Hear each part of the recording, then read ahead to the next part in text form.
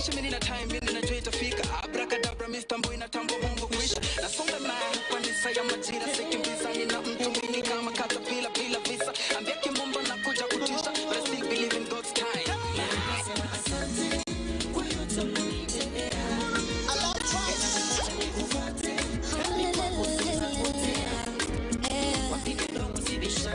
nacheza chini walikosi visirani nacheza chini ya usitamani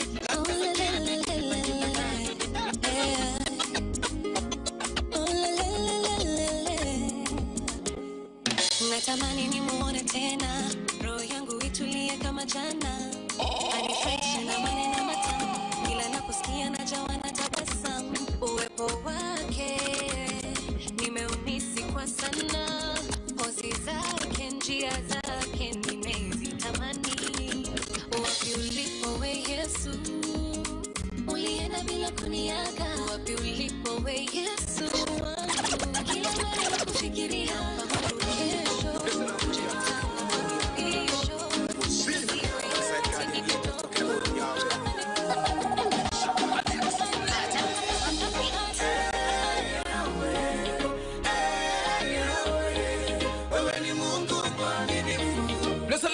and soul to the world, guardian angels, G man one so you play Moose, Doctor, and I represent for DJ Reed.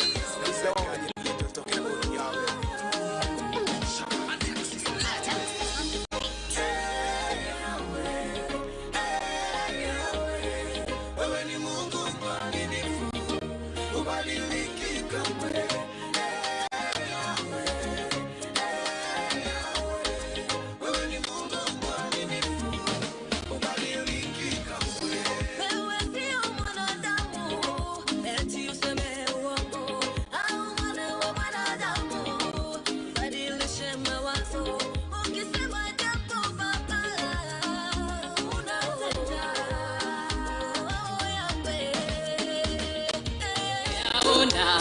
Mungu umetenda ni kweli wewe muweza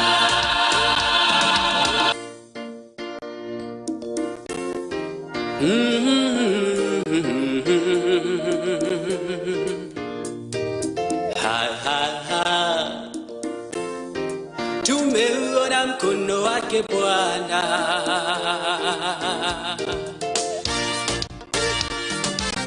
mengi mazuri tumeyaona Mungu umetenda ni kweli wewe muweza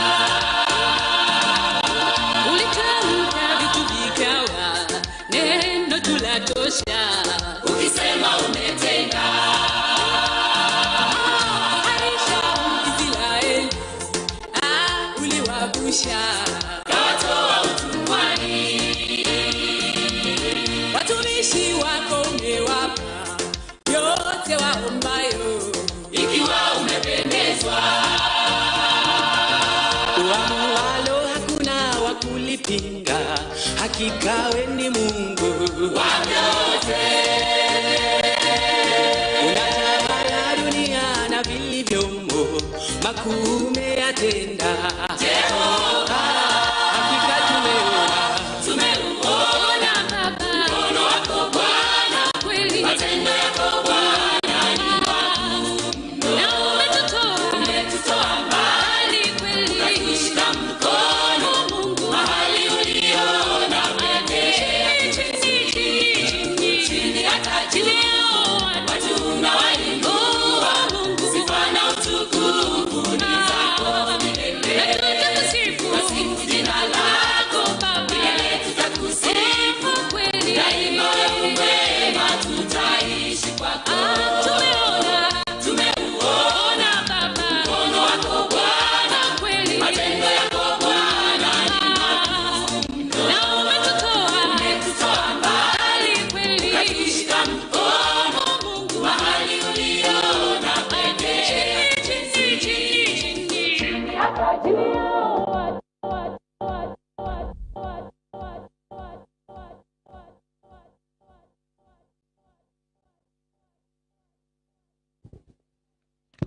Yes, thank you very much. The presentation, His Excellency Dr. William Samoei Ruto, the Deputy President of the Republic of Kenya, the governors who are here with us today, senators, members of parliament. We've seen an MCA as well here, distinguished guests, ladies and gentlemen. Allow me to call this meeting to order. And first, I will request that we have the Kenyan national anthem while we still stand.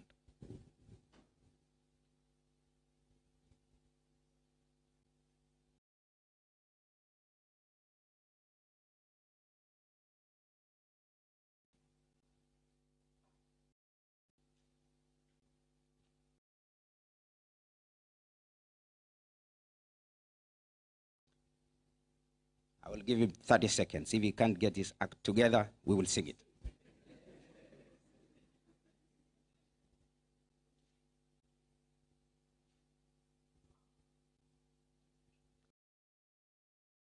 Where's Mheshimiwa Kimani Ichung'wah?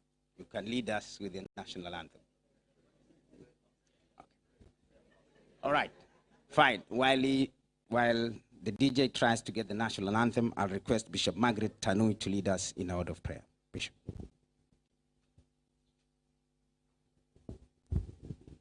Thank you. Let's bow our heads once more. Heavenly Father, we thank you and we bless you. We want to appreciate your holy name. Thank you for gathering us together in this place. Thank you for the leading of the Holy Spirit. Your word says, when brethren remain in unity, you will command a blessing. Lord, we desire to be blessed today.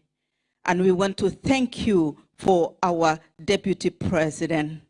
We want to thank you for all the leaders that he has come together with. We bless them in the name of the Father, the name of the Son, and of the Holy Spirit. We want to pray for this meeting that, God, it shall go well. We want to come against any forces of darkness, anything that would want to interrupt this meeting. We rebuke it in the name of Jesus. We pray for the equipments. We pray for those who are going to speak, that there will be order in this place in the name of Jesus. Thank you for everything that is taking place, because you ordered it from the beginning. We bless you and we honor you. In Jesus' name we pray. Amen. Amen. Thank you, Bishop. Now the Kenya national anthem.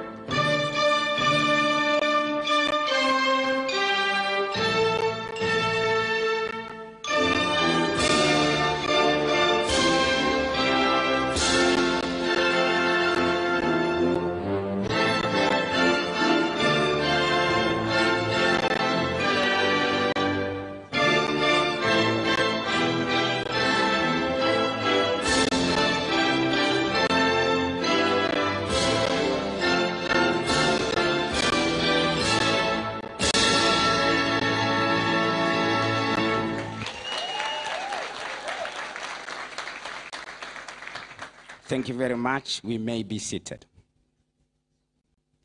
His Excellency, welcome to London, together with your team. We are very pleased to have you here today. On short notice, you can see the Kenyans, the hustlers who live in the UK and Europe in different parts have turned up to welcome you. We will not take a lot of time. We know you have a very, very busy schedule. Therefore, we'll restrict our talking to 1 minute. Surely, If we cannot communicate in a minute, even if we are given the whole day, we will not communicate. The only thing, Your Excellency, we want to show you is these people understand the chorus. When we say Harambee, they know it's changed to Kenya Kwanza. So if I say Harambee, can you say Kenya Kwanza? Harambee. When I say Kenya Kwanza, you say? We've moved on. Ni pesa mfukoni. So we are going to repeat. So Harambee. Kenya Kwanza. And since you seem to still remember that you are UDA members, fine. Let's do the UDA one. So when I say Harambee, you say UDA. And when I say UDA, you say Kasi ni Kasi. So Harambee. UDA. Your Excellency, you can see that these people really know and they follow what's happening in Kenya. So for the sake of the people who don't know me, my name's Dr. Moses Langat. I am the coordinator for the 48th county, which my friend, the chairman of PDP, Bernard, there is advocating for. So thank you very much. I think you started early, and we are pretty there with you. So I will not take a lot of time. I'm going to invite our chair, Honorable Bishop Joe Warui, to present the leaders who will only say their names, and then we'll move on to presentation. Mheshimiwa Joe.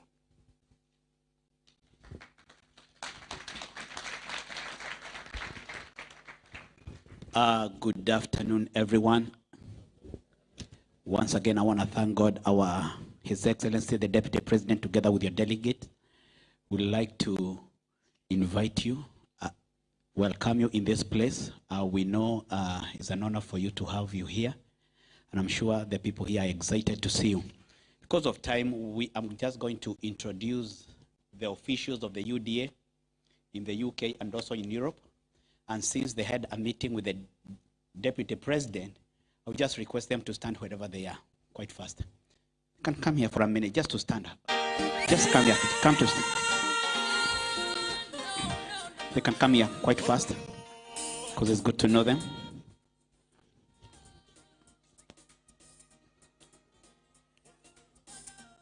Yeah, just 1 minute. Only, don't say anything, only your name, please.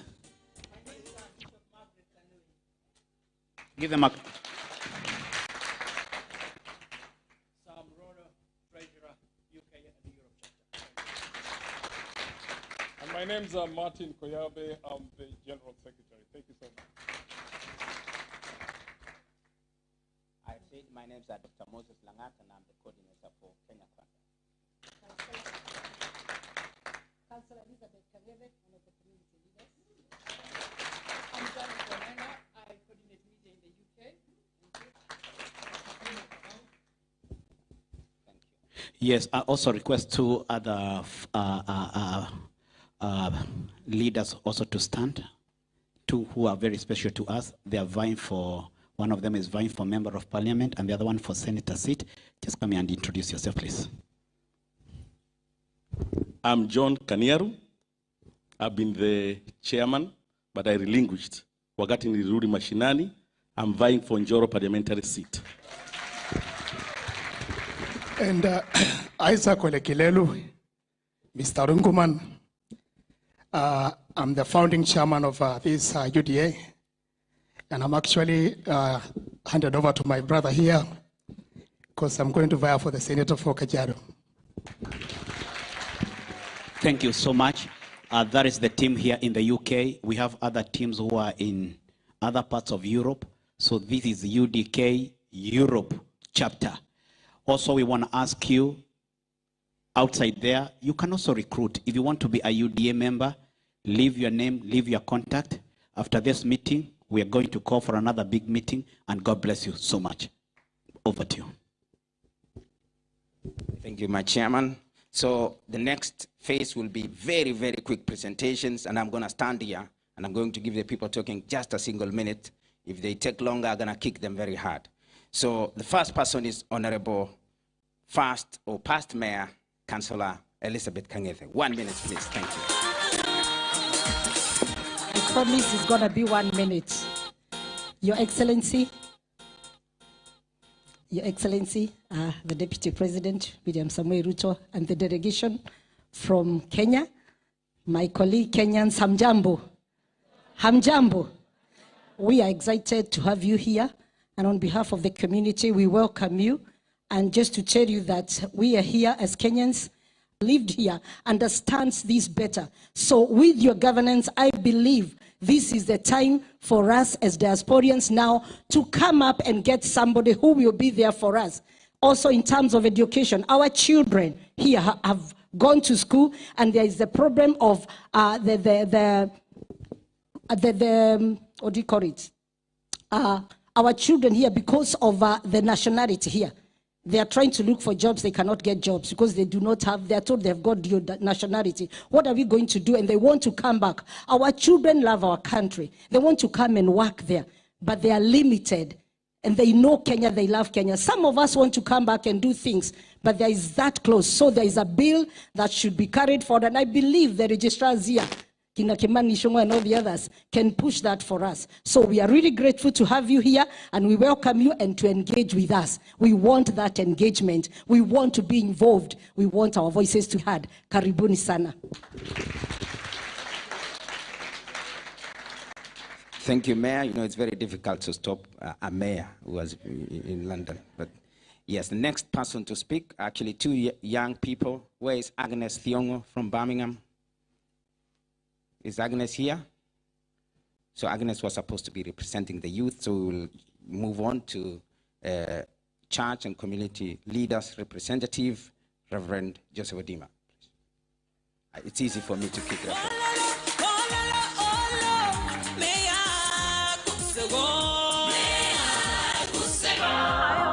Thank you so much. Your Excellency, the Deputy President of the Republic of Kenya, and all protocols observed, and to everybody else. I just kind of thought of this when they asked me to share something, and I said, you're the first Deputy President in the new Constitution, and for that, congratulations. On behalf, thank you.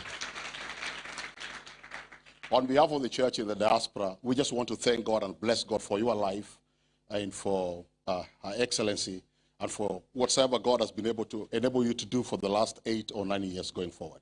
As a church in the diaspora, and especially on this side of the planet, our prayer is that God who knows, the Bible says, it is the Lord who establishes kings. He's the one who brings people into authority.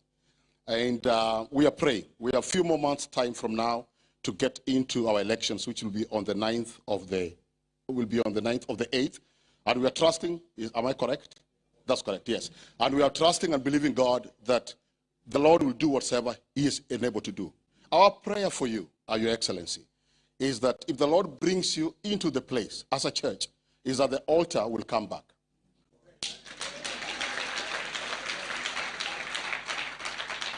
I know I was only told 1 minute, but can I just say 1 more minute and then I'll finish up? It's very dangerous to give a preacher a microphone, but because of protocol. The Bible talks about Your Excellency, and you're a preacher. The thing that I love and I heard you speak about, that when you are done, when God is done with you, you're going to pick up a microphone and become a preacher. And so we have the first president or deputy president in the Republic of Kenya who is a preacher. Our prayer for you, sir, is as a church in the diaspora, is that the Lord will be able to propel you to bring back the Ark of the Covenant. And I'm saying this without fear or contradiction. Of course, I know that my last name may betray me, but one thing that I definitely know, that God is not biased at all. He's the one that elects people. When God was looking for a king, and the children of God were looking for a king, He had to send somebody by the name of Samuel to go into the family of Jesse. Everybody else was there, but then God propelled him. And so it is our prayer, and we pray for you, and we thank God for you. And as a church, as we finish up, we are saying that may the Lord bless you. May the Lord keep you. May His face shine upon you. May He propel you. May He clear everything. If you believe, say amen. Ladies and gentlemen, your club anthems. Thank you, Reverend. His Excellency, I'm sure you are seeing by now that the Kenya Kwanzaa here is the total face of Kenya. From Lake Victoria to Mandera, from Turkana to Kwale, we are family behind you, Your Excellency. So the next person to speak is Bishop Clement to represent the business community. Praise God, amen. Amen. I want to greet all of you in the name of Jesus. Your Excellence, the Vice President, and the honorable members of Parliament, governors, those who are here. I want to take this opportunity to welcome you, especially to UK. We thank God for your life. We've met before in Moiro's place, and I was the man with the Scottish, the one who was anointed you at the Moiros. Your Excellence, we want to really thank God for your life, and we thank God for everything. Number one, I want to say this on behalf of the church, not just here, throughout the worldwide. You have been building the altars. You have been supporting the house of God wherever you've been going. I want to let you know that God will not let you down. God will not let you down. And quickly, I want to speak to all the pastors that are here. We have to remember, it is our responsibility to be able to remember when the time of election comes, we have to do what is right. We are covenant people, and we have to do what it takes. Your Excellence, as I stand here, there are two things I want to just talk about. One of them is about investors. I'm here also to be able to represent. I've got people that are interested, especially with the bottom-up economy. I've been listening and follow you very well, especially with especially with Mama Mboga and everything. I have a team that I have willing to back you up, especially to be able to make sure that Mama Mboga, we have a system, because there's a way that you need to be able to make sure Mama Mboga connects with everybody, with the customers, and especially with that technology is able to fulfill exactly what bottom-up economy is about. The other thing I want to be able to say here is I want to be able just to thank God for your life. And I believe with all my heart, and I want to say this especially, though I'm a preacher, but also I'm a man of God. I'm talking about here as a businessman. I believe with all my heart, before you go, we, the men of God here in diaspora, and the women of God, would like to pray for you one more time for the favor of God. So God bless you, and thank you for everybody. Amen. Thank you so much. And Your Excellency, there's another special group now that we know that there's some war in Ukraine. We've got quite a number of Kenyans who have moved here to serve in Her Majesty's forces, and they have a representative here. Kilunda, please. Your Excellency, the Deputy President, members of Parliament, my name is Kisila Mawia, but they know me as Kilunda. I'm a chairman of the 254 HM forces, members who are serving, and the veterans. Your Excellency, we just want to let you know that we have a pool of serving members, and they who have left, people who are ready to bring that skills back home. And also we have a gift we would like to give you. We know you're a very Arsenal fan, so we have a jersey here, yeah, Arsenal from the soldiers. Fungua kabisa. Fungua. Tumeandika hapa nyuma, you're a hustler, and this is yours. Simatei, this is our founder. Please hear one. 1 minute. Kongoi, karibu London.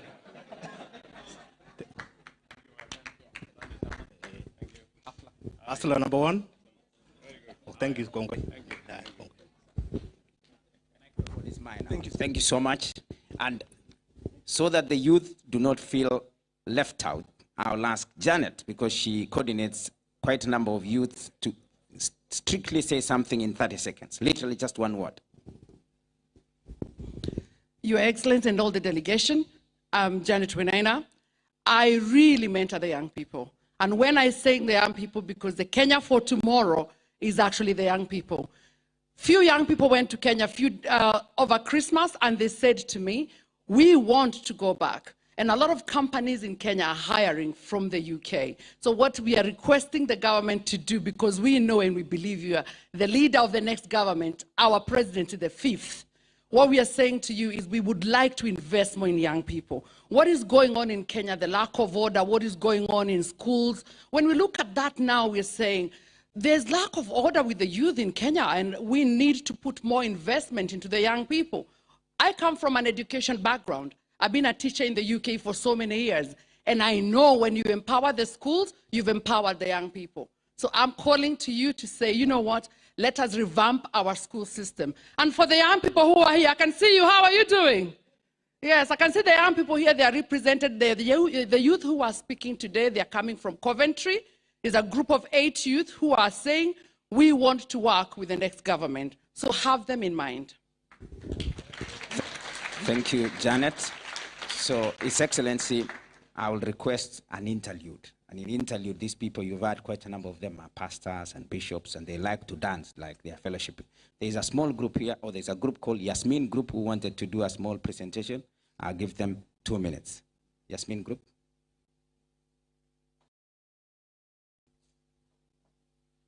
And you know, if you are not ready, I'm going to move on. Okay. While you put your act together, we are going to move on to remarks now by the leaders, and we are going to strictly allow the chairman and the SG to say all the things that the people here in the diaspora would have loved to tell the DP. Please, chairman. I hope SG Veronica Maina is here.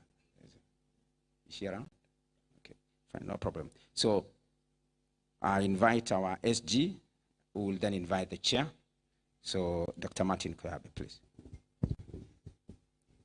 Thank you very much. Your Excellency, the Deputy President of the Republic of Kenya, governors who are here, ministers, and also members of parliament, invited guests, ladies and gentlemen, habari zenyu. So my role here is to really give you, Your Excellency, just a brief of what the diaspora has been doing and what they've been trying to work on in terms of the issues that you've seen that have arisen. There are a number of things that we've discussed. Some of them were presented to you in December the 3rd, but most have also arisen in the recent times. My speech here, or rather my presentation, is divided into 2. I will look into 2 things. First of all, there's a wish list, which we wanted to present to you and to elaborate clearly what this wish list looks like. And then secondly, as you always say, mumejipanga ama mujajipanga. So tumejipanga, and therefore we want to tell you what we are offering and what we want to do in order to take this agenda that you have forward. I think the first thing which was alluded, Your Excellency, is the issue around the diaspora in terms of the diaspora ministry. And I think most of us agree that the diaspora ministry is a very, very important component. And we believe that that diaspora ministry will be able to assist in terms of making sure that issues that are centric to the diaspora are handled accordingly. So therefore, a diaspora ministry, we believe, is useful. But the key challenge is the issues of policies that will be in the ministries and how will that ministry be able to work. So we are here to provide not only the expertise, but also the software that is required to drive those ministries. The other issue is the structure of how the diaspora will be structured. We've seen proposals of structures based on County 48, which is very encouraging, and we've seen them. We've seen proposals that say the diaspora has to have an agnostic structure that does not favor or actually hinder the progress of diasporians as they are. We have various community leaders, as you've seen, Your Excellency, who are here, and these communities are doing very important work going forward. So therefore, the diaspora structure is one key thing that we really want to look at and see how it is. The other issue is the political involvement. How does the diaspora involve themselves in politics? How do we make sure that we are able to contribute effectively to the political agenda of the country? We've heard proposals of having a caucus that exists within the lower house or the upper house. That is welcome. But we have a proposal that says it is important that the agenda of Kenya Kwanza should look at nominating at least a diasporian into the lower house or the upper house, at least, so that we can have people within the lower house and the upper house who understand diasporian issues, and they can coordinate with the caucus so that the caucus can be more effective. So that is something that we really look at. We are also looking at Article 100 of the Constitution, and I think we'll try and elaborate on that to see whether, as the diaspora, as a community, could we be fitted into the issue of minority, because we are also, roughly 5 million people of us. So that is something that we are looking at. The other issue that we want to really you to be able to take note, Your Excellency, is the issue around our embassies. Our embassies are effective, there's no doubt. Some embassies are very, very effective. But there is one deficiency that is going on within our embassy, because when you look at the technology, the use of technology, and COVID exposed our embassies completely because we could not get specific services until you're able to go there physically. Sometimes when you call, you might not even have a call that goes through. So we believe that it is important that we look at the embassies with a view of reviewing the embassies for fit for the 21st century. And it is important that embassies are able to serve us without necessarily having an issue, and they're able to consider us in terms of what we look. And I'll give you an example. If you look at the issues of COVID, and we were told, and I can even quote, that during the election, if we ever had a COVID situation, there was no contingency plan to allow diasporians to vote. That is the fact. So we really feel that there has to be a way that embassies can be able to modernize themselves, embassies can be able to provide consistent service. And I'll also give you an example. If you look at the Swedish embassy, for example, if you go to the Swedish website and look at their embassies in Russia, worldwide, it's just consistent. But if you look at our embassies in terms of the website, the information that you get, you might find in some, you are given a permit for pet importation. In some, you don't have this particular permit. So there are all these issues that you get. So that's one thing that we wanted to look at going forward. The other issue, Your Excellency, and I know this is something that I just wanted to summarize very quickly, is the investment. I think it is true that the diasporians pump a lot of money to the country. Last year alone, we pumped $3.78 billion US dollars in the Kenyan economy. $3.78 billion, and that is the highest in 15 years. So just if you think of those figures, and I know Ichungwa is listening very carefully here, you will find that these figures, Your Excellency, we want a share of controlling how that amount of money is used in our economy. We do not have a way of how that amount of money can be used in the economy. So we want to be able to contribute in either investment channels, we contribute in either how these funds are used within the economy, so that we can be able to accelerate some of the issues that are going on in the country. So for example, if there's an investment that is going into schools, investment that is going to, we should be able to decide how that money is being used going into those particular investments. The other issue is the issue around bottom-up economy. We really support you on that, and we have even a better proposal. What we are calling for is the investment channels should be looked at the county level.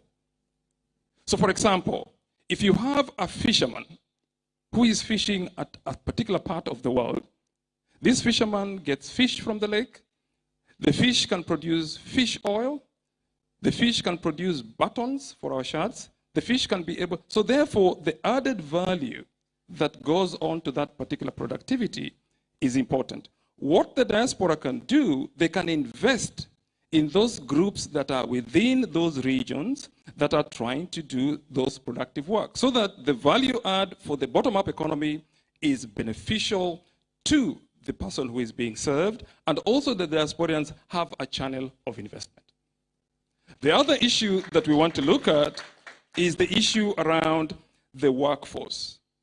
And this is something that I want to congratulate, of course, the Kenyan government.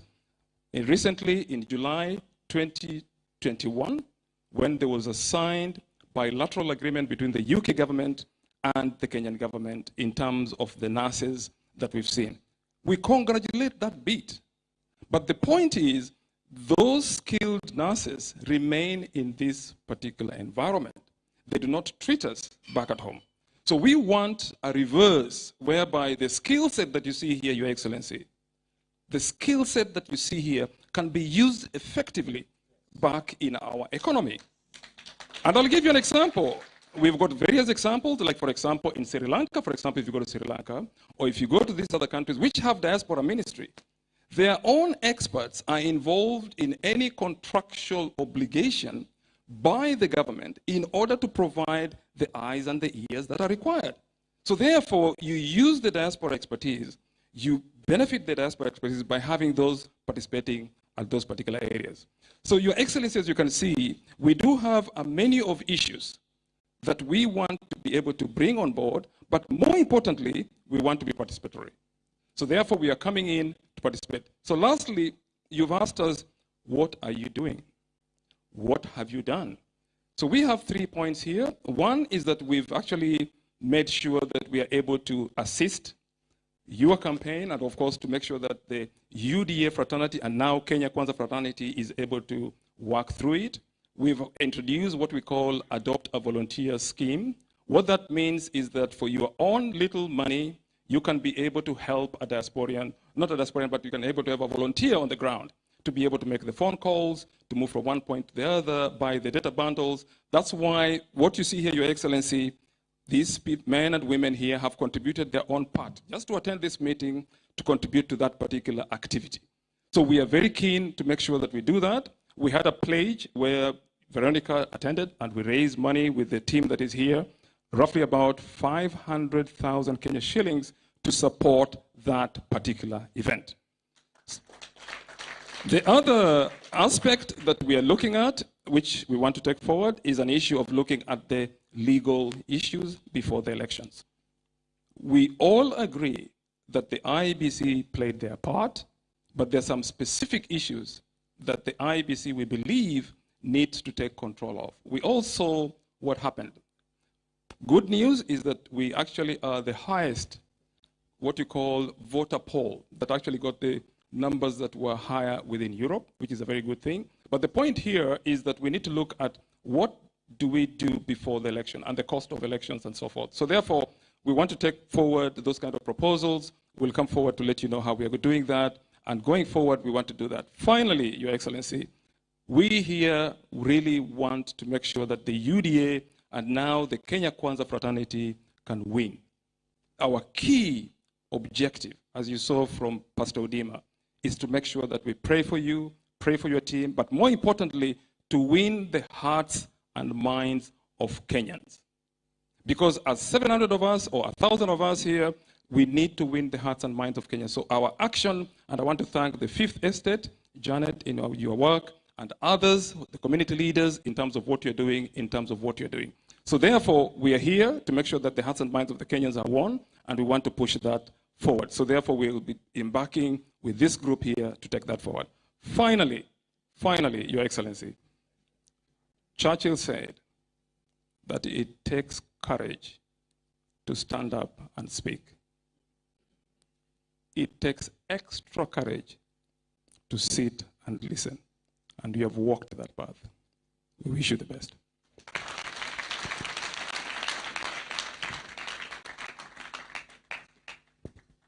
Thank you, our SG. And I'll now take this opportunity to welcome our chair. And please, as soon as the chair finishes, can you prepare Toror so that the Yasmin group can present, and then we'll be able to pass that next phase to our visitors. Chairman, please. Your Excellency, I know my SG have raised a few issues which are very crucial. Mine, I'm going to divide our issues into 3. Number 1, we are going to show you the importance of Kenyans in diaspora. Number 2, we are going to show you the handcuffs or the barriers we are having. And some of these barriers which I'm going to address them, they are legal issues.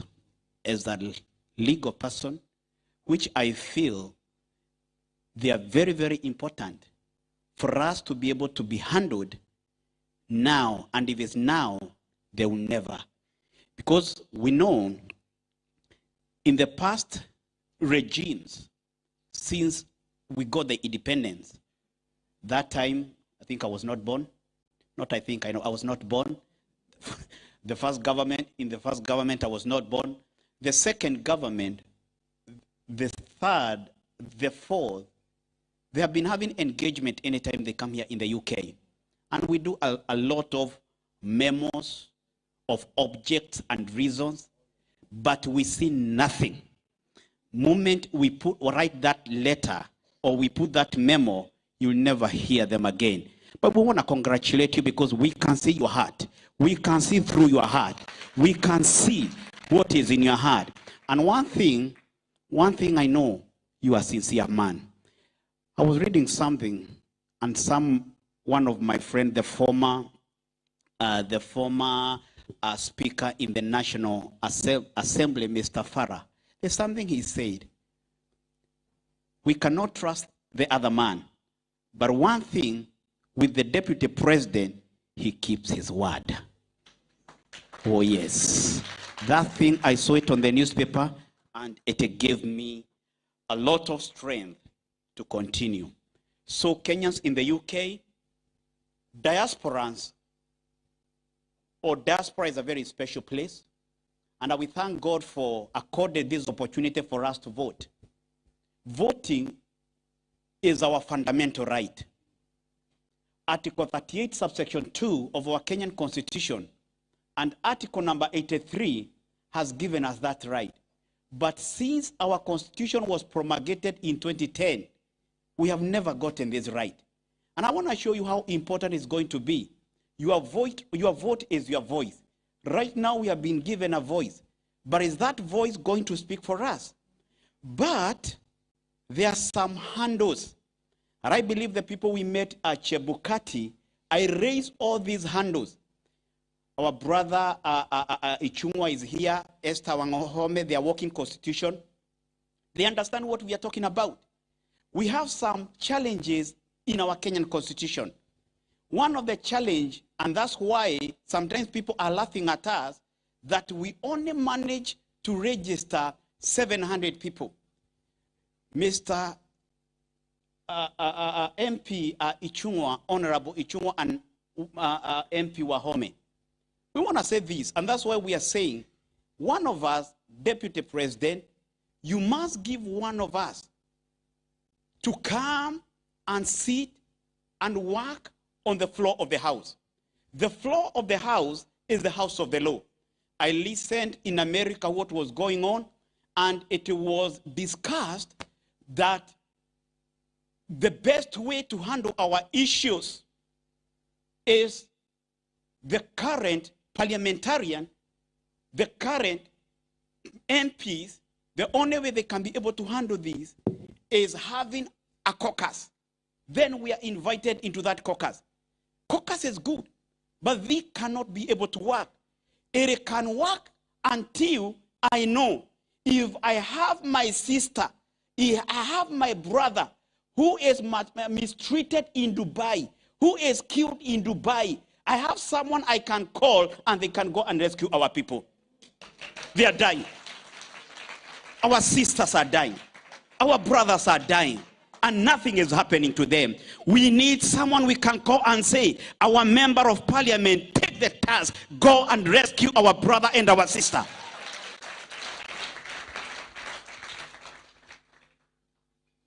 Diaspora is very important. I've been fighting to be a member of parliament since 2013. I was a laughingstock by the people in the UK. Reason why I've been challenging and I want to be in parliament. Article 78, no matter how many degrees we can have, the law prohibits us. We cannot be state officers unless we drop our British citizenship. We cannot be able to drop it. I tell you, there are nations which are accepting zero citizenship. How are we going, Deputy President, to harness this brain? Few years ago, the Kenyan government went to Cuba to get the doctors. Don't we have doctors here in the UK? Don't we have the nurses here in the UK? Yes, we need to go home and build the nation together. That's what we need. We need to handle with those laws. Section 22 of the Kenyan, regulation 22 of the Kenyan Constitution also prohibits us in conjunction with Article 78. Recently, we were barred to vote with our ID. But we thank God for this gentleman called Omutata, Deputy President. For how long are we going to use activists and we have lawyers in the UK? For how long are we going to use activists and we have people who can take laws, who can campaign for laws to be repealed? but thank God. Section 37 of our Kenyan Constitution. Section 37, subsection 5. The law states that we can only use passport to vote. Why is Kenya government accepting ID when opening a bank? But when voting, we can't use our ID.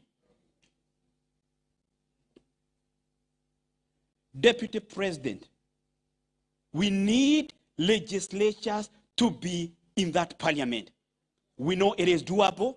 Someone cannot mean it's not doable. Minor Commander is a member of parliament, but we don't know on which status, whether he's a woman representative, but we know he's there. Goodwill, Deputy President, you can give it to us. And the UK, where do we think this thing belongs to us? Meritoriously, we registered 700 people with handles. Handles were there. There were a lot of handles. Some of the handles, Deputy President, they are in Regulation 34, subsection 2.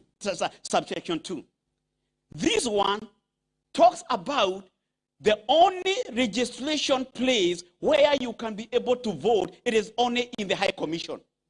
How about someone in Scotland? Does he not have right to vote? Someone in Birmingham, don't you have right to vote? Someone in Scotland, don't you have right to vote?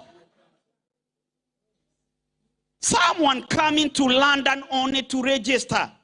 But be assured, our Deputy President, the 700 votes, we are putting it in your basket. How are they going to be translated? And that's what we are saying, people. That's what we are saying, people. That's what we are saying, people. That's what we are saying, people. If all of us we register,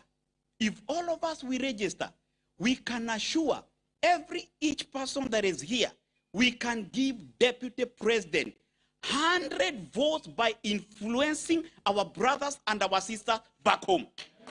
Can we do that? Can we do that? Can we do that? You are having millions from the Kenyans in diaspora.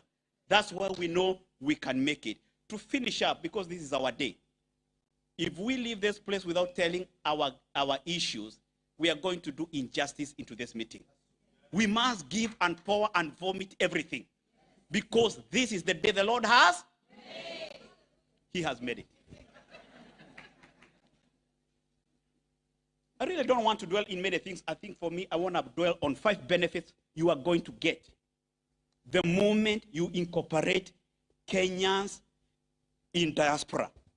Number 1, we are going to give you, today in the current legislators, they give us 3 things: representation,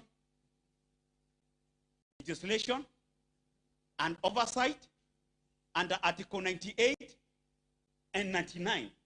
Is this Miss Honorable? 98 and 99, MP and Senator, right? Yes, they go all the way. Then Article 100, we can get a nomination the same way it was told. Can't we not be a minority group? We can be a minority group. We can be a minority group. These are the benefits as I conclude. If Deputy President, you do it to us here in the UK, we are going to give something we call lorry. And I want to show you something. Can you see this one? Is it here or here? Is it here? Am I touching it? What do you call it? Lorry or rolly? These are 4 things we are going to give to you. L, legislation. O, oversight.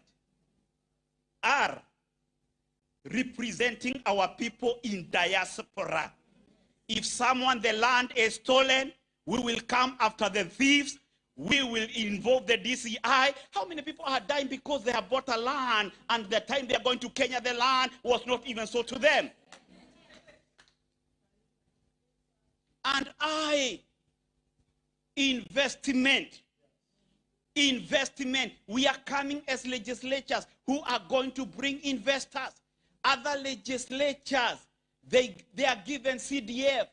But for us, we are going to take investment. Deputy President, for our bottom-up economy to work, involve Kenyans in diaspora. As I conclude, there are two important salients which we are asking you. We are members of UDA, we are members of Kenya Kwanza, and we are praying our Mama Esther Wahome, involve us. Alice Wahome, involve us, Mommy. Involve us. Let Kenyans be part of your National Executive Council, so that we can feel even in Europe, we belong, and that is our home. We want to be there. The second one, where I was slaughtered in 2017, I was slaughtered in the place we called election tribunal. The tribunal that deals with election dispute, nomination dispute. Give us, Mommy. Let's represent. Let Kenyans be represented in those dispute tribunals, so that we can be able to keep our party, because they will see the faces they have never seen there before. So our Deputy President, together with your people, may God bless you, may God keep you. 2022, the government is yours, and I say it as a servant of God. God is going to give to you. Two things God gave to you. God gave you to you two colors. Yellow represent the glory of God. UDA, Kenya Kwanza, shall carry the glory of God. In the name of Jesus of Nazareth. Green represent resurrection. Our dead economy is going to resurrect. Our dead economy is going to resurrect. God is releasing resurrection to you. May God bless you. May God bless us. And may God keep you, our Deputy President. Let's keep on praying for him. God bless you.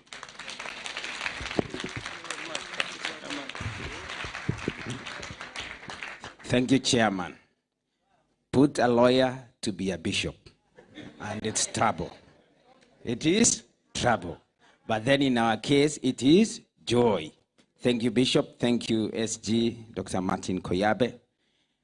I will ask the two youth representatives just to stand, because Janet spoke on your behalf. Where is Agnes and Mathioya? Just to stand so that the DP can see you. Your time lapsed. I know it was because of the travel, but there's nothing much I can do.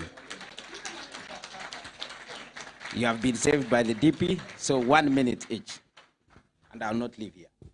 Asante sana Bwana Deputy President. Tunashukuru sana kwa kufika kwako. Na nyote pia niwasalimie. I'm just overwhelmed to see him kwa sababu he's the Deputy President.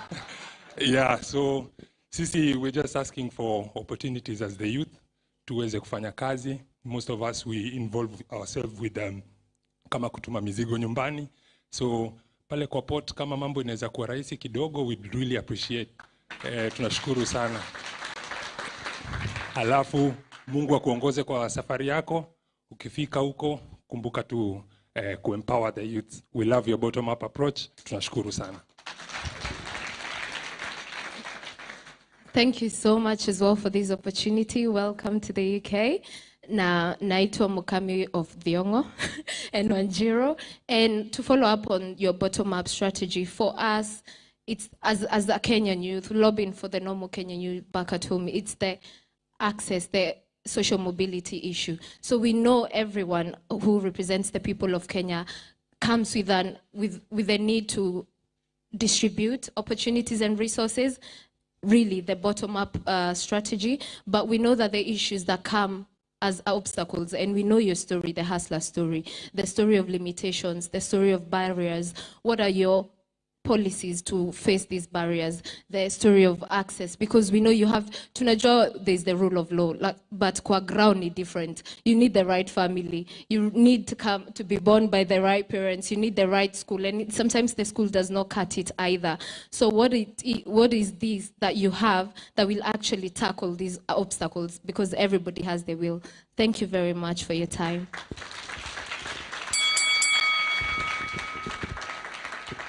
Asante sana kwa wadogo wetu.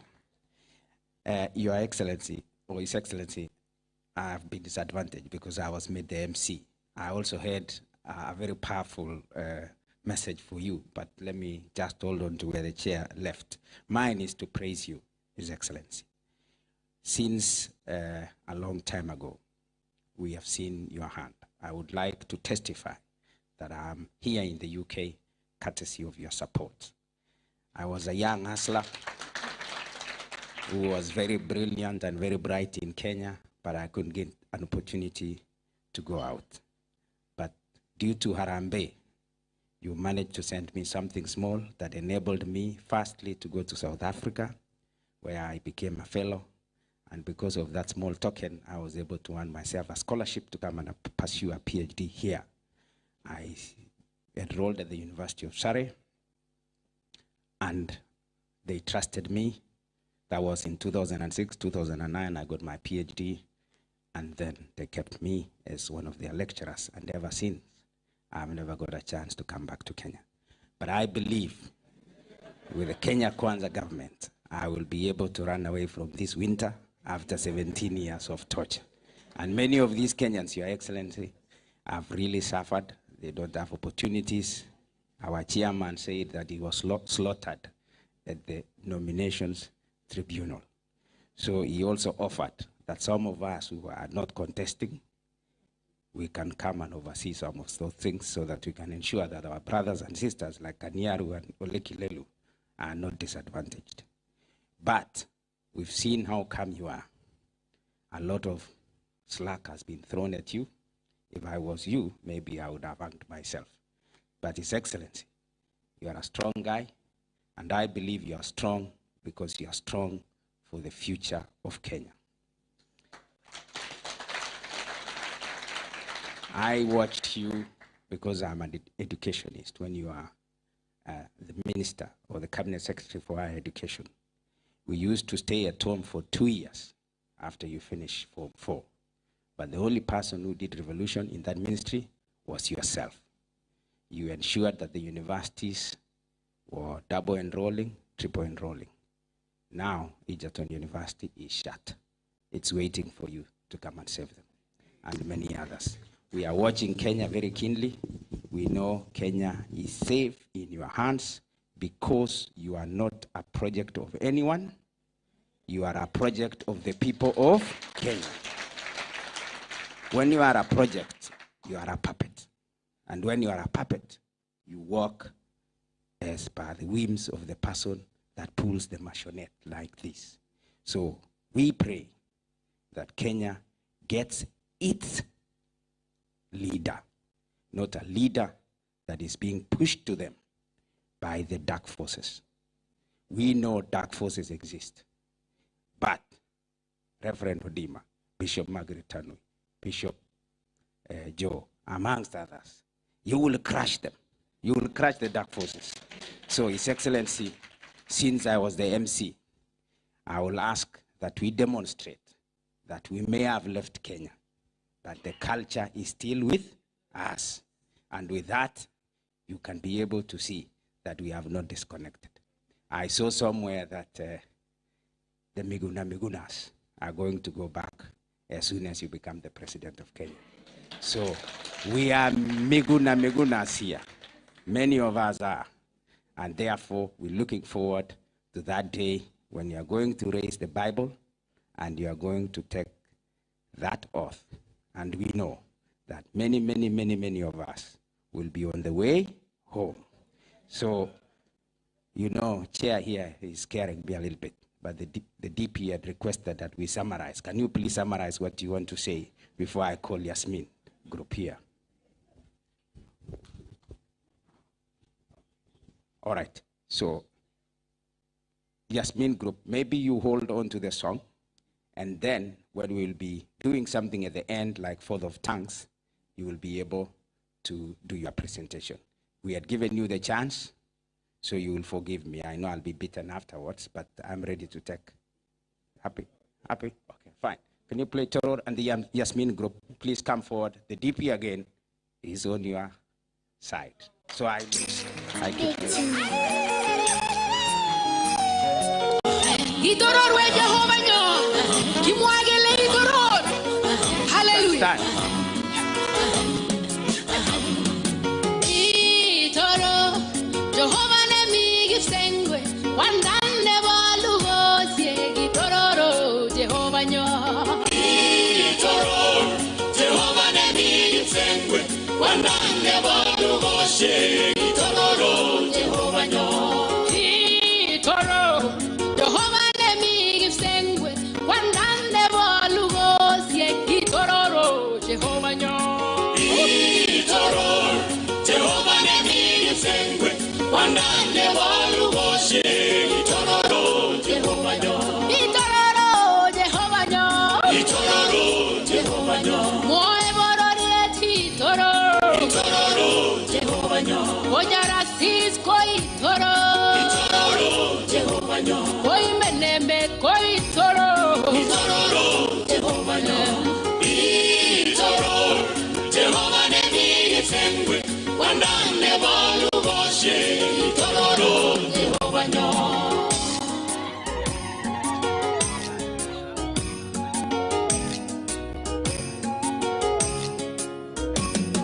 Itororo Jehova. Itororo Jehova nyo. Engemengo itoro. Itororo Jehova nyo. Omiropta ko itoro. Itororo Jehova nyo. Kila sunne tuguk tugul. Itororo Jehova nyo. Itoro Jehova ne migifsengwe.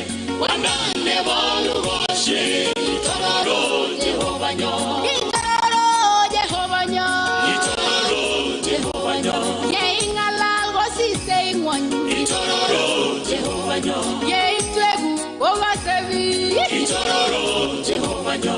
Yangeneret mogonyinjiwe. Itororo Jehova nyo. Itoro Jehova ne migifsengwe. Wandande balugosie itororo Jehova nyo.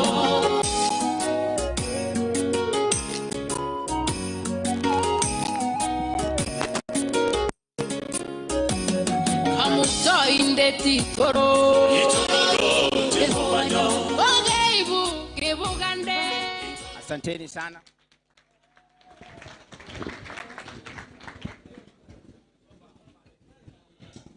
Thank you very much.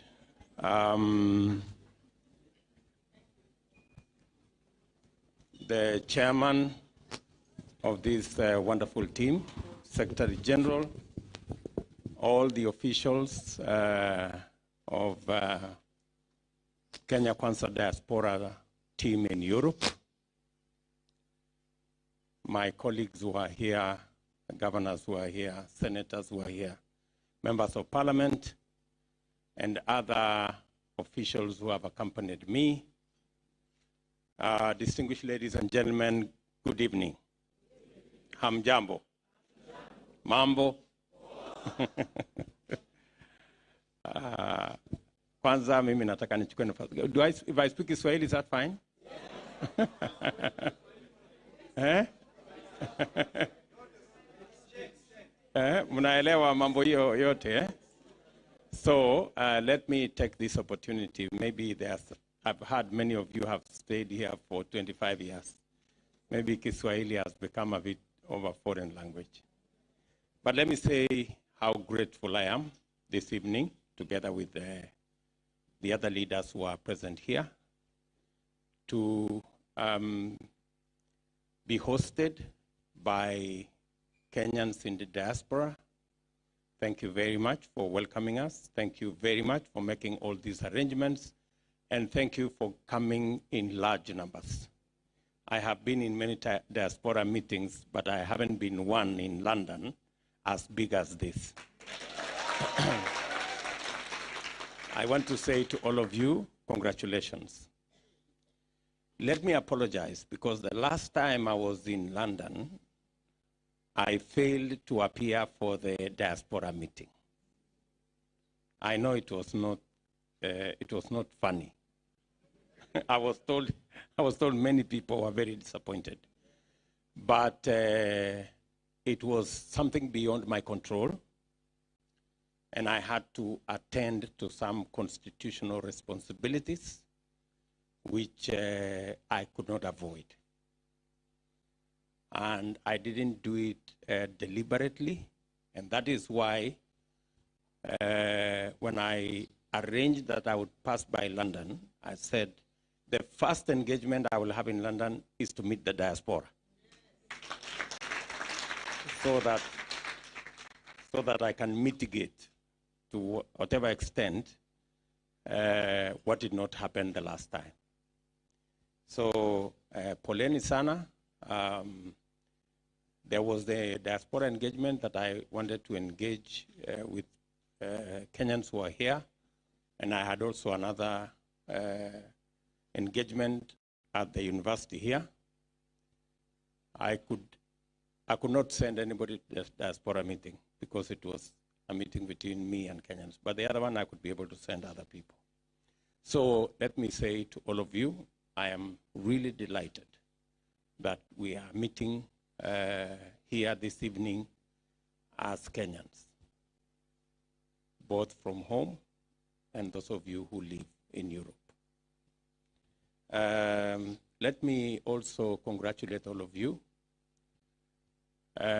for making it in Europe. We know how difficult it is. We are aware that if you live in Europe, you have to shuttle between 2-3 jobs to be able to make ends meet. So if there are true hustlers, then these are the people in the diaspora. I was told by the people in America that if there is a representation of hustlers, it is them who spend very little time at home, and they have to hustle between at least 2 or 3 jobs.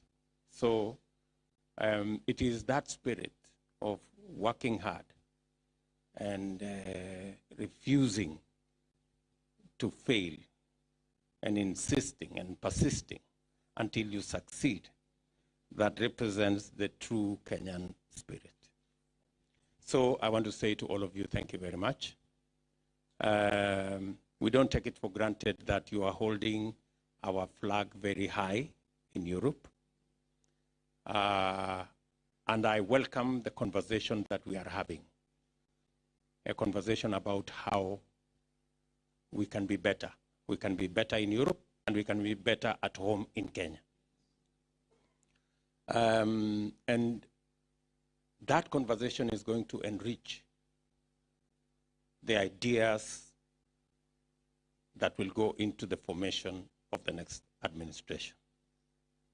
I am very clear in my mind that nobody has a monopoly of good ideas.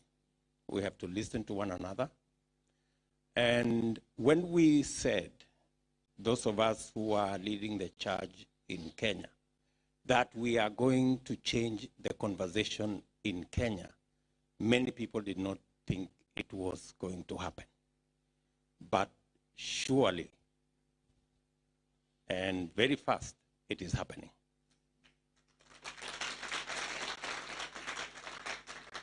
We had said 3 things. For one, we said we are going to change the conversation. It's not going to be about leaders. It's going to be about the people. Even us having this conversation today here in Europe about the people in the diaspora is part of the success of that conversation. We said the conversation is going to change from that of sharing power and positions, and it's going to be about empowerment of our citizens and creating jobs for those who don't have. Listening to the youth representatives here, we are having that conversation. We are having a conversation about investment. We are having a conversation about how to create jobs so that the people in the diaspora can actually play their rightful role, whether they are here or they are at home. So the conversation is changing. And finally, we said we are going to have a conversation about the economy. And I am very happy that when I saw Pastor say that he is a spiritual leader, but he is going to talk on behalf of the business people. Yeah, he's going to talk about on behalf of the business people and the people who want to invest in our country. It is a confirmation that we are having the right conversation. And I want to confirm to you that as the Kenya Kwanza team, we are going to insist that this conversation cannot regress to be about positions and power and leaders, that we will insist and persist that this conversation is going to be about the people, is going to be about empowering every citizen of Kenya, and it's going to be about jobs and investment. So that's the conversation we're going to have. And let me begin by saying a couple of things so that we understand before I respond to the issues that the chair, the SG, and all the other speakers have asked us to respond to. Some of those issues later, I will ask my colleagues who are here also to speak to some of the issues that you have raised. Number one, good people. All of you know that we have a great country. I am a very solid believer that Kenya is a great country. And we have the best country anywhere on earth. Believe you me. Yeah? And we can make it greater. And it's not difficult to make it greater. Let me give you my own experience of Kenya and the possibilities that exist in Kenya. As Deputy President, I have walked the journey for 9 years, and I have seen how making critical, simple decisions can change the destiny of a nation. When we decided, for example, that we are going to build the SGR, it looked like it was a difficult decision because it's been in government books for 30 years. People have been imagining, when are we going to upgrade our meter gauge railway to a standard gauge railway? In fact, there were like 20 different cases in court that wanted to stop the construction of the SGR. But because we were determined, what had been in government books for 30 years, in 3 years, we had done the first 600 kilometers. Right? And now we have completed to the first 750 kilometers. And it's just a product of decision making. Let me give you another example. When we undertook, because the road network in Kenya had huge challenges, President Kibaki had given us an inkling of what can happen. So when we came into office, we decided to launch a program which we named 10,000 kilometer program. It looked over-ambitious. Because, why did it look very ambitious? It looked ambitious because from independence to 2013, we had done 11,000 kilometers of tarmac. So if anybody told you that it was possible to double the number of kilometers of tarmac in 10 years, it looked overambitious. But let me tell you, the good news is that by June this year, which is in 4 months or 3 months, we will have actually done 11,000 kilometers of new tarmac. Why am I telling you this? I am telling you this to show you the kind of possibilities that are in Kenya. How very fast we can transform our nation. Let me give you another example. When we came into office, and for your information, how did we achieve the movement from, how did we achieve the 10,000 kilometers of tarmac? We did a very simple decision. We changed the building standards so that we created 3 different standards of road, depending on how much traffic and weight was carried in every road. And that way, with the same resources that we had used before, for 1 kilometer that we built, we could actually build 4 kilometers. That's how we managed to drive that exercise. Again, leadership and decision making made the whole difference. Do you understand what I'm saying? Let me give you another example. When we came into office in 2013, we had 2.3 million people connected to electricity. 2.3. Today, we have 8.5 million people connected to electricity. How did we do it? We just changed the connection model. And I'm giving you these examples to show you how possible it is to move Kenya to the next level in a very short while. Having achieved what we achieved, it was now necessary for us to move to phase 2 for the actual takeoff of our nation. And we sat down with experts, we crafted what we called the Big Four.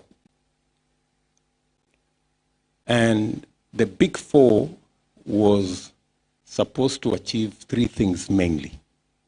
Number 1, it was supposed to sort out what Mokami was talking about, jobs, deliberate. It is no longer possible for us as a country to say we are going to grow the economy, and the economy will create jobs. We have to be deliberate about growing that economy in the spaces and in the areas that will create jobs for our young people. And it must be deliberate, right? I once gave an example, and many people thought I was criticizing anybody. I wasn't criticizing anybody. I was just giving an example of what kind of investments do we need to do? Because our challenge in Kenya is that we have 4 million young people who are out of college, out of university, out of high school, and they have no jobs. So our problem is jobs. So as you invest in whatever programs, in whatever projects, in whatever infrastructure, your eye must be on those that create jobs. Do you understand what I'm saying? So even when you saw in our Big Four plan, you saw there a project called housing. It wasn't so much about the houses. It was actually so much about the jobs. Do you understand what I'm saying? So that was the plan. And because when we sat down with experts, they told us that the easiest place to create jobs is to invest in labor-intensive infrastructure programs. And one of them, of the best investment that creates jobs, is housing. for every house you build, you create between 5 and 8 jobs. If we target to create, to do 500,000 houses, we are looking at between 3 and 4 million jobs. Do you understand what I'm saying? So that was the target. We targeted also agriculture. And in agriculture, it was about increasing the productivity of our farmers and engaging in value addition, agro-processing, and manufacturing, because therein not only lie the opportunity to enhance incomes for the majority of Kenyans who are employed in that sector, but by value addition, we enhance our opportunity to create additional jobs in that space. And let me give you an example so that you can understand where we want to go. I gave an example once. We did an investment as government in a gun assembly factory in Ruiru. Many of you know Ruiru. So we invested 4 billion shillings.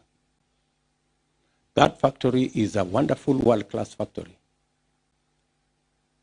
It employs 100 people. Yeah? Very good paying job, 100 people. But if we had invested the same 4 billion shillings in informal sector manufacturing, let me even put it simply, if we had invested 4 billion shillings in EPZ manufacturing, we would have created 20,000 jobs. How many jobs? We would have created 20,000. The same 4 billion shillings. So the choice, the policy choice is, if you have 4 billion shillings, do you invest it in a gun assembly factory and create 100 jobs? Or do you invest it in EPZ and create 20,000 jobs? That is the decision we need to make. Do you understand what I'm saying? And you know, one person asked me the other day in DC,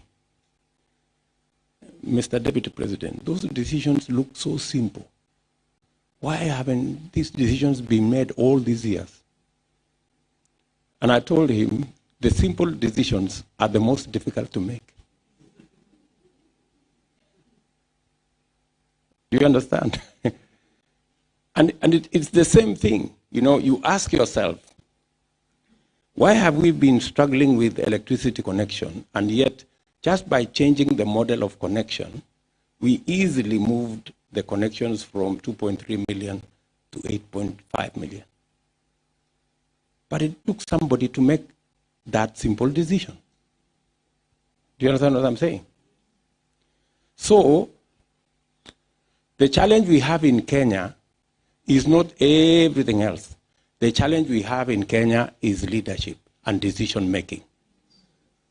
It is as simple as that. It is decision making.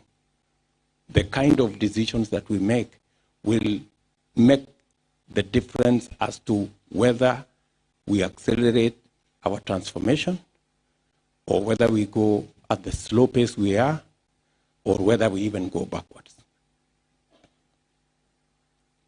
So what am I saying? Because I want you to understand what I'm saying. I am saying, sitting where I have sat as Deputy President, I have seen how effective, simple, concrete, focused decisions can change a nation. I have also seen how simple, wrong decisions can also take us backwards. Because after 2017,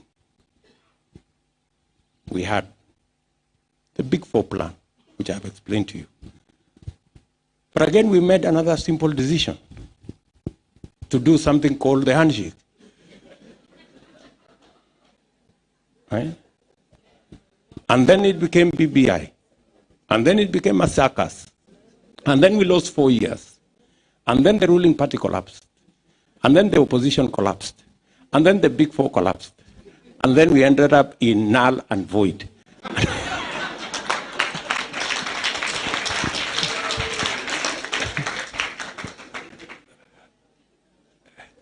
Do you understand what I'm saying? You know? And then now we ended up with an economy that is struggling because we've lost 4 years that we would have leveraged on the investments we have already made, huge investments we have made in infrastructure, by doing the next couple of things. Investments in housing, investments in agriculture, investments in universal health coverage, so that we can leverage on whatever resources we had already put in the economy to build the infrastructure, so that we can begin the journey to service our debts. But when we lost time singing reggae, nobody can stop reggae, I don't know, you know, and with a lot of respect, I really, so sitting where I sit, I can tell you clearly, I can see how making decisions correctly can take us forwards, and making the wrong decisions can make us mark time or even go backwards. And that brings me to this point where we are. So, good people, we have put together with these good people you see here, we've put together a plan. And I tell you, it is a solid plan.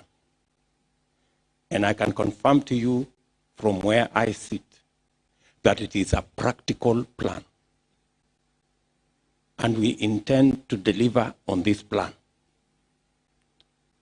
We have put it in 4 categories. Number 1, we are going to be deliberate about investments in areas that will create jobs for our young people. That is going to be our priority number 1. And we have every reason to prioritize investments in programs and projects that will create jobs. Because the young people of our nation are the biggest asset we have. Educated, talented, creative, hardworking. You can never have that kind of resource anywhere on earth. And how we are going to make that resource either a dividend that takes the country forward, or a challenge that takes the country backwards, depends on the decisions we will make and the engagements we are going to do with those young people.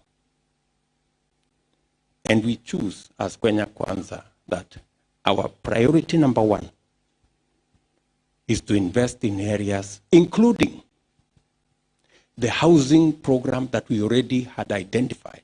And for your information, we had commitments up to 4 trillion Kenya shillings of people who are ready to partner with us in the housing program. All we needed is an offtake plan. And the members of parliament said here, no, that we just needed to get the law passed that gave us the opportunity for an offtake plan. We were so busy doing all the other things, that law was not passed. Yeah, because we were busy passing the laws to change the constitution and the rest of the things. I want to tell you, within the first 100 days, we will have the law to provide an offtake plan of the housing agenda that will stimulate the creation of jobs and and the investments that have already been committed by development partners, investors, including from this country, from the US, and many other parts of the world. That's just one. I've said including housing.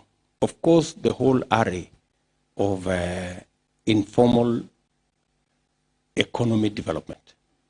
Number two, we have said we're going to sort out our micro, small, and medium enterprises. These constitute almost 80% of all the people engaged in business in Kenya. They hire close to 15 million Kenyans are in that space of micro, small, and medium enterprises. From small-scale farmers to the mama mbogas to all the hustlers in between. And the challenge they face, threefold. Number one, the environment for them to do business. We must get that environment sorted out. We cannot continue to hire people to chase others who are doing business as askaris. We should actually be organizing credit for them to do business. We must get the correct legislation to protect everybody's business. Even hawking is a business in Europe, and it is regulated. There are laws that guide it. Right? It's not criminal to be a hawker. All you need to do is to have the right laws so that it is done within the parameters of allowable law. Number three, we have to sort out credit. In fact, that's the elephant in business, in small-scale business. You may want to know that many business people in Kenya today, they pay 10% per day to access credit. 10% per day. Many, if you go to any market, if you go to market in Ruai, if you go to the market in Kitengela, if you go to the market in Kiserian, they will tell you they pay 10% per day. Everybody goes to the market. In the morning, they borrow 10,000 shillings. In the evening, they pay 11,000 shillings to the Shylock, to the fellow who is at the market, which is 10% per day. That is 3,600% per year. While corporate companies have access to credit at 10% per year, Mama Mboga is paying 3,600% per year. Do you understand what I'm saying? It looks far-fetched. It doesn't look reasonable. But that is what happens on the ground. We must sort out access to credit by every business person, including the small person who has no credit record, who has no security to give to a bank, who has no track record in a bank. We must sort out access to credit. If we sort out access to credit, that is the SMEs that today make between $100 or $1 and $2 a day, just by sorting out access to credit, they will move from $2 to $5 in a day.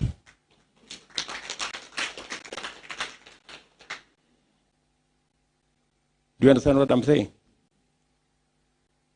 Number three, we need to sort out our agriculture, and we have plans on how to sort out our agriculture. We need to sort out our productivity. Let me give you an example how we need to sort out agriculture and how to sort out productivity. I will give you two examples. We are the largest producer of milk in the African continent. We produce 5 billion liters of milk every year. But on average, we are producing 3 kilos or 3 liters per cow. Actually, the same cow, if you feed it differently, you can produce between 15 and 20 kilos per cow. So you can increase 500%. Forget about 500%. Say even we double. If we just double the milk production and move our production to 10 billion liters, and we export even 3 billion liters, we will move production of milk to the highest foreign exchange earner in our republic. It will overtake tea, it will overtake coffee, it will overtake horticulture.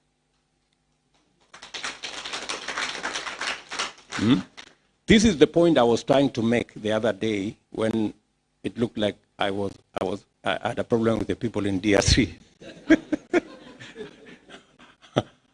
I was trying to say we have a huge market of milk in the African continent, starting with 90 million people in DRC, very hardworking people. We enjoy their music. They can also enjoy our milk.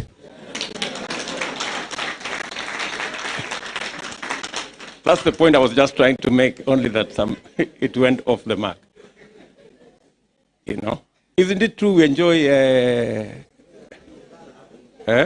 Kanda Bongo Man and all the other people from that corner? Yeah? So, that's the point I was trying to make.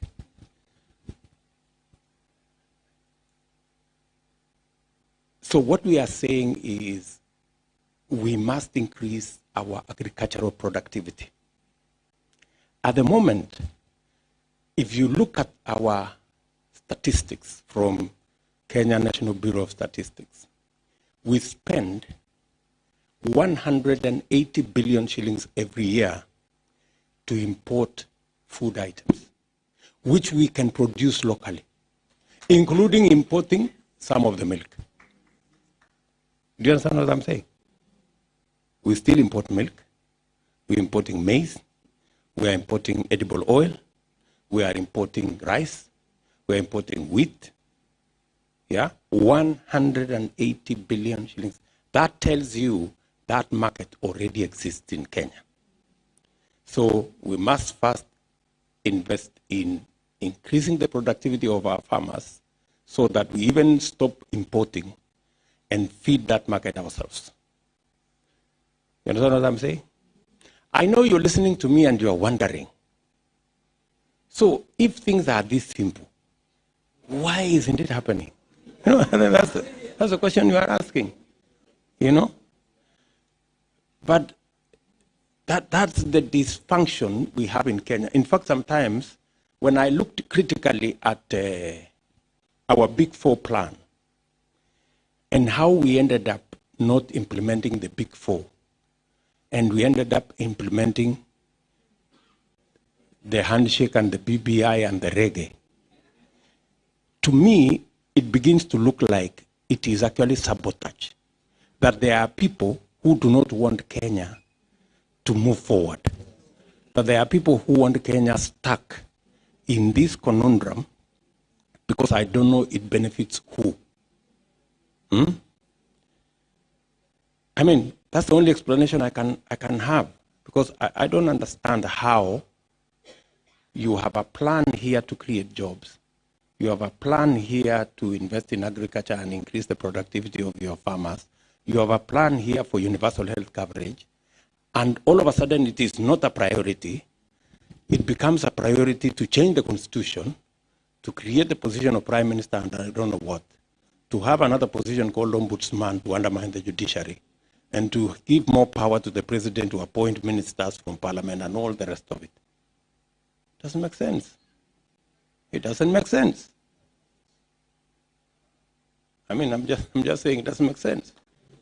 So it can only be that there are people whose priorities are different from ours. There are people whose priority is not to create jobs for our young people, or to have universal health coverage, or to increase the productivity of our farmers. And it can only be sabotage so that we can continue to be, I mean, in this space where so few of us have so much, and the majority of the rest are hustling. You know, so this is what we need to address. And many people sometimes ask me, what went wrong? I mean, surely, I mean, if you can see very clearly, because I can see from where I sit, I can see very clearly that the priorities are what we had in the Big Four: to create jobs for young people, to invest in our agriculture, increase the productivity of our farmers, to invest in the right resources so that we can have universal health coverage and lift everybody up. And then all of a sudden, you are told those are not the priorities are this. Unless you are mad, you know, you cannot just sit there and think everything is okay. It's not okay. Are we together? So really, we have an opportunity to sort out our country. And the decision is going to be made by, among others, the people sitting in this audience. Yeah? The people sitting in this audience. So I have told you we have the bottom-up economic plan. And I'm going to tell you one more thing, because I know this is something that you will appreciate, because you participate in this country. I am sure your pay slip reflects matters to do with pension and the savings you have to make, and it is a percentage of your salary. And that is one area we must get it right. The issue of long-term saving and the issue of social security. Today, it will not surprise you that every Kenyan pays 200 shillings to NSSF for pension. How much? I'm not saying $200. 200 Kenyan shillings. Do you understand what I'm saying? What kind of saving are you going to make, good people? I mean, we're sitting here with 200 shillings. It's a joke, but it's going on in Kenya. The joke is going on in every... I sent our minister for Social Security to Uganda. In Uganda, you pay 10% of your salary, and the government pays 5%. Or is it the other way around? So at least 10% of your salary goes to pension, and it is charge number one on your payslip. That way, Uganda has built the largest social security fund in East and Central Africa. It is an economy, 30% ours, but they have built social security fund the largest in East and Central Africa. And many of you were asking, how do we participate? That's one area we will have to figure out how all of us can participate. Because the money that we are borrowing, that is now giving us a problem of debt, is savings of other people, including you guys here, because you are saving through the laws of this country, and that's the money we are borrowing, and we are paying plus interest to people in Europe and China and all over the place. And we are borrowing everybody's money except ours, because we don't have ours to borrow. So the first thing is that we must build a huge fund of our own money for us to be able to borrow to finance our development. Do you understand? Let me give you some statistics. China, they save 55% of their GDP. We save in Kenya 7% of our GDP. That's the whole difference. That's why we are borrowing from China. We are borrowing from China because they save. And because we don't save, we have nothing to borrow. So we have to go and borrow from. So step number one is that the law, we will make sure the law is changed within the first 100 days. Unasikia money?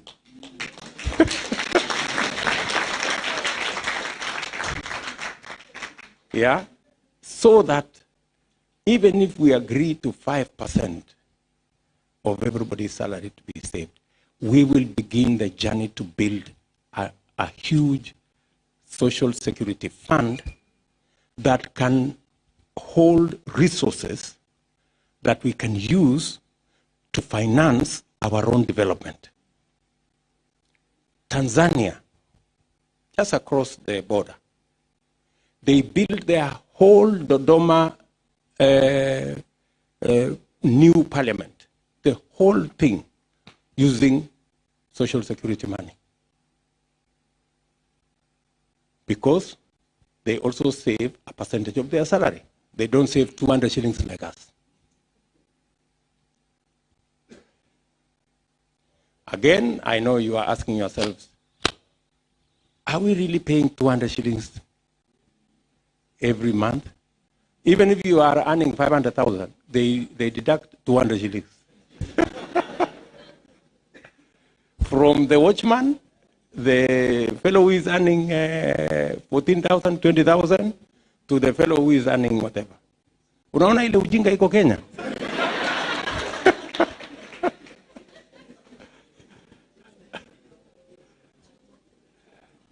Yeah? And it wouldn't have been, maybe it would have been funny if it wasn't serious. But it is very serious. So we need to sort out that space. Again, we have to sort out matters to do with health. Many of you I know, every day, every week, mtu fulani yako mgonjwa, tuma pesa.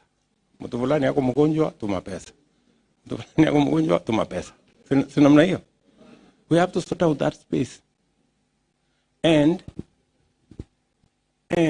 it is as simple as this.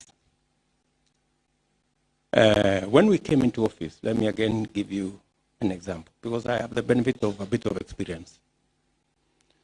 When we came into office, we had 3.8 million people contributing to NHIF, right?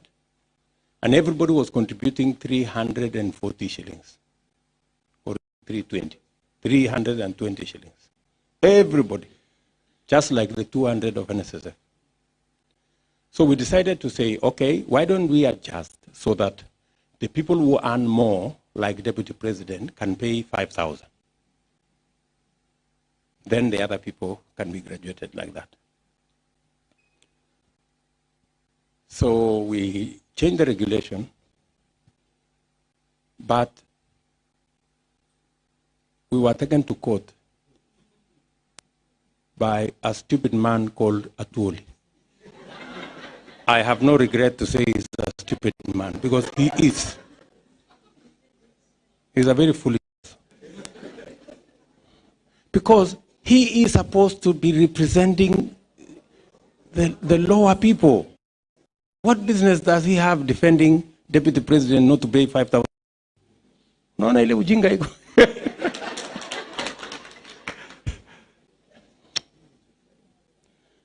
And those are the people roaming the corridors of power and giving us lectures. What lecture are you giving us? So, it's very serious, by the way. So we were taken to court. I was personally involved because I was driving that program. Finally, we got a negotiated settlement out of court. Now, Deputy President is paying 1,700, I think, and a few coins. While Mama Mboga is paying 500. So Mama Mboga, whose income is 5,000 shillings, is paying 500 shillings, which is 10% of her income. Deputy President, who is earning 1 million shillings, is paying 1,700. See, Kenya, there's a problem. Because honestly, I mean, the people at the bottom of the pyramid are carrying a heavy load than the people on top of the pyramid. You know? And somebody wants to tell us it is fair. It is not fair. It is not fair. It is not right. It's not even moral. Do you understand what we are saying? So we decided in 2017 that we are going to sort out that challenge. But unfortunately, again, we became busy. Passed the law this year, which we were supposed to have passed in 2017, immediately after the elections. We passed just the law the other day, and we are now in the process of trying to implement it. Right? If everybody paid a percentage, even if it is 1%, even if I paid 1%, I would pay at least 10,000 shillings. Sendio, I would pay 10,000. And the people earning more money would pay more. And I'm telling you, when we just changed from the 340, the 320 to 1,700, we moved our collection from 900 million shillings every month to about 3.3 billion shillings every month. Today, we are collecting just under 60 billion shillings every year from NHIF. If we made everybody pay a percentage of what they earn, we would actually collect anywhere between 170 or 200 billion Kenya shillings. And we would wipe out the whole issue of health insurance in Kenya. Everybody, including those who cannot afford, we would be able to put them on NHIF.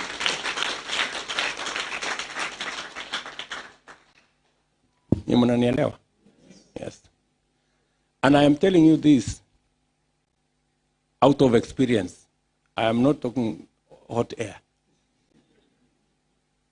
Because when we made the decision to change the connection of electricity, it looked far-fetched. Today we have results. From 2 million people, we have 8.5 million people.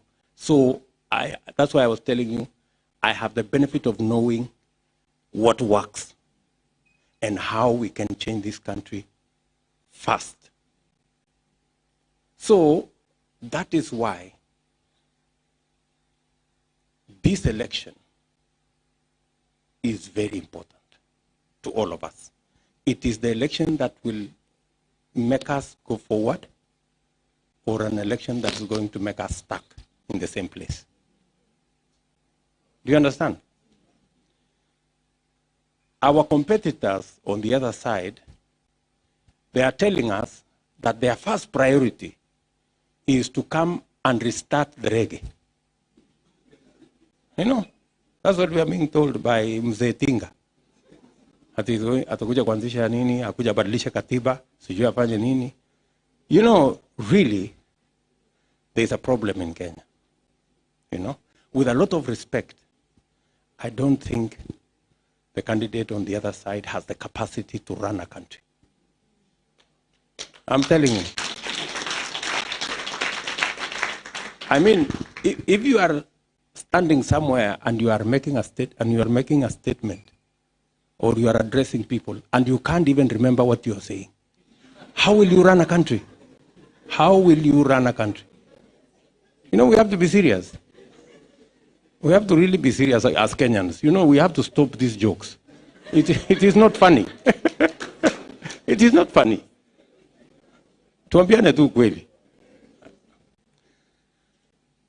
But anyway, that's where we are. So let me tell you and persuade you that the team you see here, we have a plan for our nation. And we are asking you to give us a chance to move Kenya to the next level.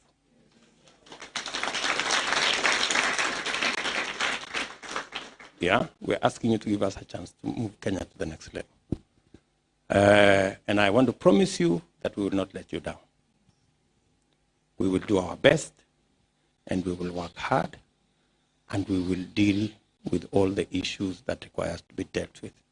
Let me conclude by saying the one thing that is also very important, because when you're dealing with public resources, accountability is very important. Making sure that every coin and every cent and every shilling goes to the intended purpose, and that there is sufficient oversight and there is clear accountability mechanisms. As part of our plan, we are going to do three things. Number one, because accountability is at the heart of the performance of any government. Number one, we are going to make sure that the criminal justice system and the judiciary have the constitutional independence that is provided for in the Constitution, but they also have the operational and financial independence for them to be viable vehicles of fighting corruption, of making sure that all disputes are settled in good time, and of dispensing justice in good time, because justice delayed is justice denied. How are we going to do it? Number one, today, the Inspector General of Police, the DCI, the whole criminal justice system doesn't have financial independence because their budget is controlled by the office of the president. And it is said, he who pays the piper calls the tune. Two, the Constitution provides that those institutions which are independent, including the IG, the DCI, and everybody else, must have their own independent budget and their own independent accounting officers. We are going to move the appointing, the accounting officer from the office of the president to the IG's office so that they can operate independently of any office and be able to run the criminal justice independently of the executive. Do you understand what I'm saying? So that nobody is telling them, go charge so-and-so, leave so-and-so, go charge so-and-so. That one is belongs to the handshake, so don't charge him. Charge that one, because he's the one controlling the resources to the investigating agencies. Number two, the Constitution provides that we have a judiciary fund that has not been operationalized the 10 years we've run our new Constitution.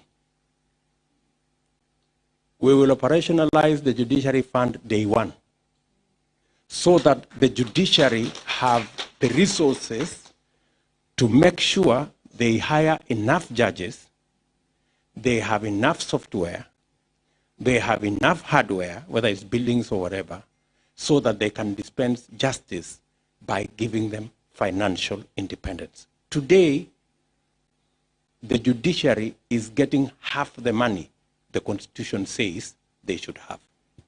And Ichungwa will tell you it is deliberate to slow down the judiciary. And so that somebody can call the shots and tell the judiciary, if you do this and this, we will add you an extra 1 billion. You must stop that nonsense. You know, let the judiciary be. In fact, I remember one statement Willie Mutunga, our former Chief Justice, made when he was retiring. On the day he was leaving office, he said one fundamental statement. He said he was very happy that during the tenure of President Kibaki, the hotline never rang. The line that normally the president uses to call. It never rang one day for 4 years. And he was very happy that it never rang. You know? Who knows? I don't know whether it rings nowadays.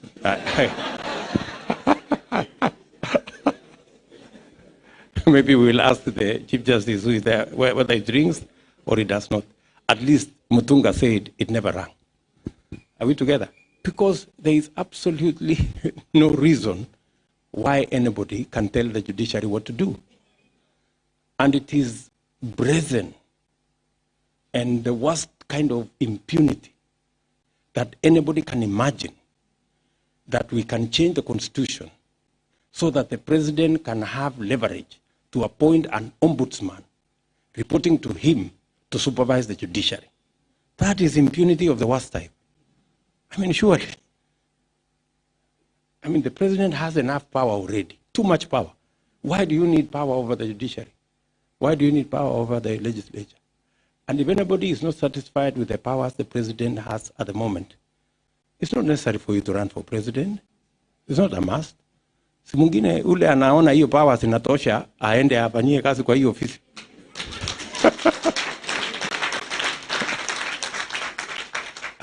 Ama ni aje? Eh? So, this is what I am saying. And let me, I know I have talked for long, but maybe I am talking for the one I was supposed to come and this one. Let me respond to the issues. I hope I am clear on what I have said. Let me talk on the issues Chairman has talked about.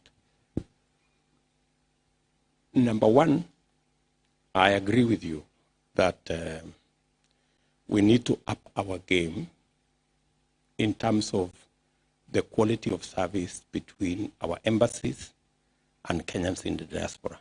We certainly need, there is some room there for us to improve on the quality of service that's available to Kenyans in the diaspora, number one.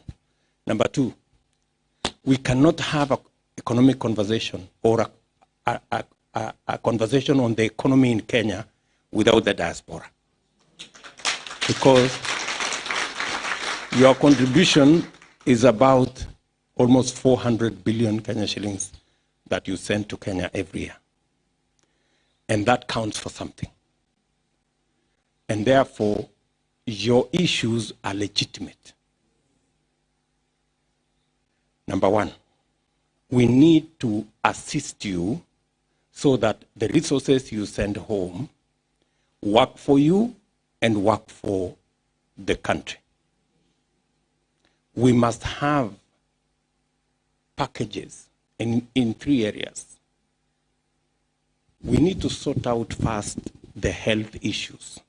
Once we have clarity on delivery of quality health, and we have sorted out the matters of NHIF. Instead of you guys sending money for this person who is sick and this person who is sick, we will now make it possible for you to pay a reasonable amount and buy insurance for your folks at home you don't have to be called at night that so-and-so is sick. Insurance should be able to take care of that. So that if you are paying 1,000 shillings or 500 shillings per month to get insurance for your mom or your brother or your cousin, you know that once you are paid that 1,000 shillings, Kenya shillings a month, nobody will call you because they will have a functioning health insurance, and as and when it is required, the insurance coverage will sort out their bills. That is one way we can assist you so that you have predictable mechanisms of how you can support your folks at home without necessarily being, pushed left, right, and center. That's number one. Number two, many of you send money home to build this house and that house, and we all know the stories. That somebody is taking pictures of somebody else building, building whatever it is they are building, or they are building their own house and they are taking pictures and telling you it is your house, and you end up knowing that that was all a story. In our housing program, it will be possible for you to buy a flat or a house in Kenya, like all other Kenyans, which nobody is going to cheat you, You will not be involved in buying cement and buying this and the other, and then somebody.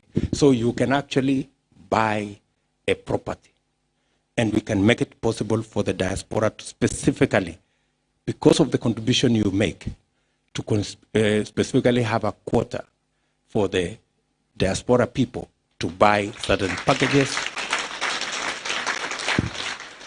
And if there are some concessions to be made, which we can then agree on, then it will be on such packages that if you buy a house, you will get this kind of rebate, or you will get this kind of discount or something like that.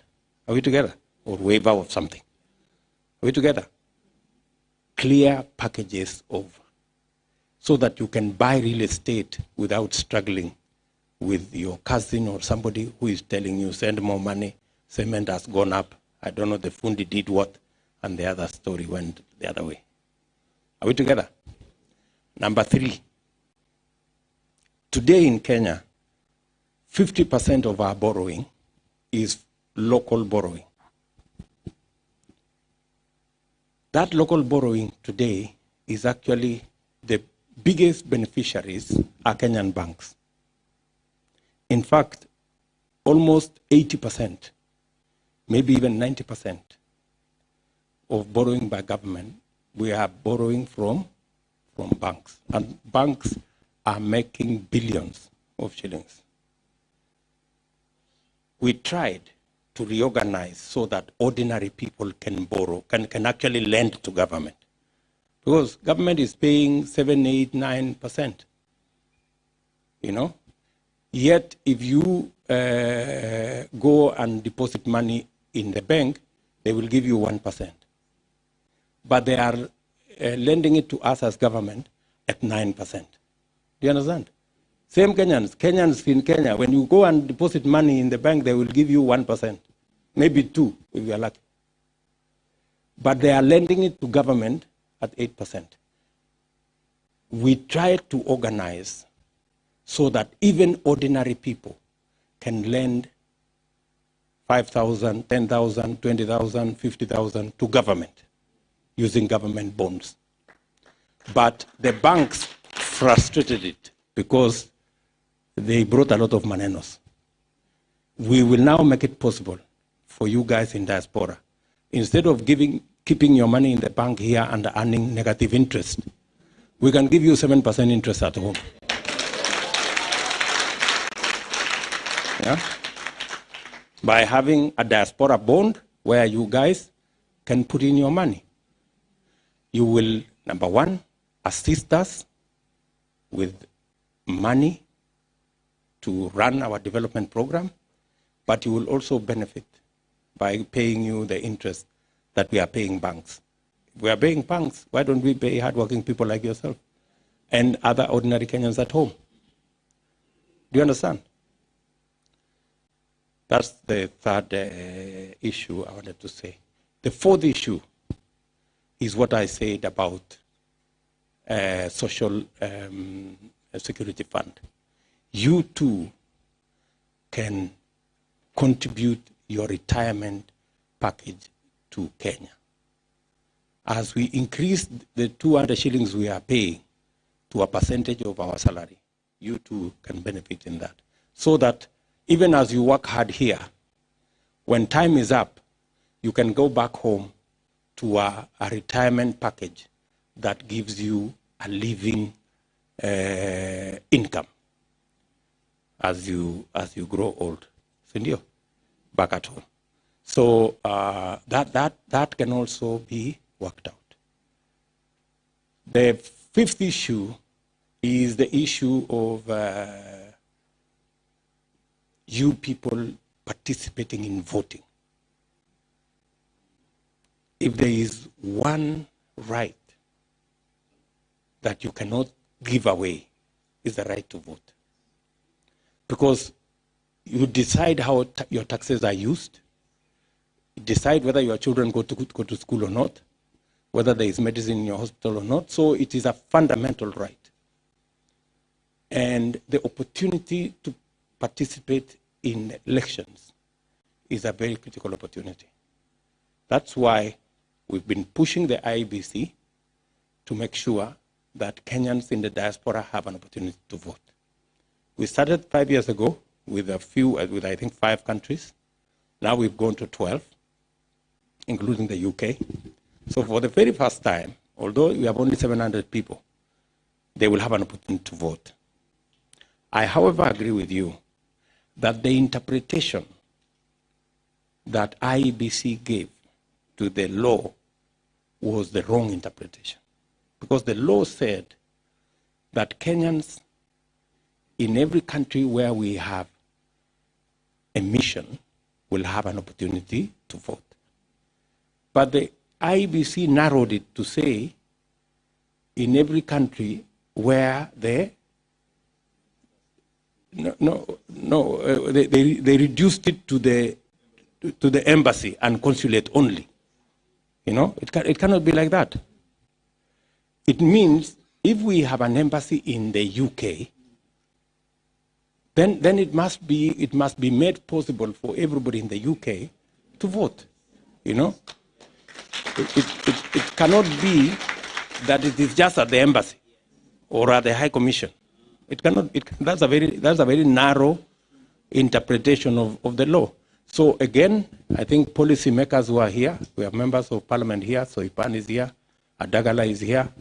You people must take up this challenge, and we see how we can work with IEBC to make sure that I know they will come up with resources and things like those, but those are things that can be worked out so that we can give opportunity for Kenyans in the diaspora to vote.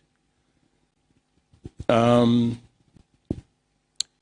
matters to do with whether we can appoint somebody from or nominate somebody from the diaspora into the Senate or National Assembly, it's a very positive, idea. And for your information, we already have people who are members of diaspora already nominated. In fact, I remember we nominated a lady called Falhada, who was actually, in fact, her children are still here. And I think I even met the sister here. Huyo sister wa Falhada bado yuko hapa. Ndio ule pale. You know that one there. So, Falhada is a member of the Senate. And we nominated her, and she has been pushing to the extent that she can the diaspora agenda. But maybe we need to contextualize it better so that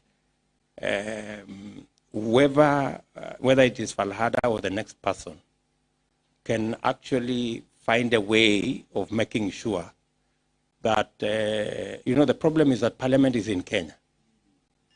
So, and when somebody lives here and goes to attend parliament, then I think they stop being diaspora or something. Because even in that parliament, for your information, the members of the diaspora, I think maybe 10 or 20% of parliament is made of people from diaspora.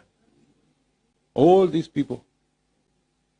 Susan Kihika there was in the US for 20 years. She's now a member of the Senate. Soipan here was in the US. Owen Bayer here was in the US. Today they are members of parliament in Kenya. But they are not prosecuting the diaspora agenda.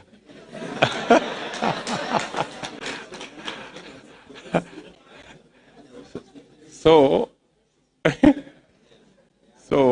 maybe they are prosecuting it. Maybe, I don't know.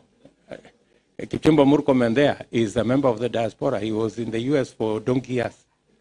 So I don't know. We need to rethink the whole of that space so that we can structure it better and drive the diaspora agenda properly. There is the suggestion that we have a caucus. There is even the suggestion we have a committee, like all the other committees in Parliament. We actually have a specific committee. I think it was actually that recommendation was made by Kipchumba Murkomen, that we have a specific committee that discusses matters to do with diaspora in Parliament. I think that's another. But we are having a very healthy conversation. I mean, it's just people are now beginning to think of ideas on how we can bring the diaspora agenda into the mix, right? And we need to have that conversation. I hear you when you say maybe even we can nominate people under the category of minorities. You can't qualify to be minorities because you are about 3 million. Minorities are like Okiek, they're like 500 people. We need to rethink of, how do we,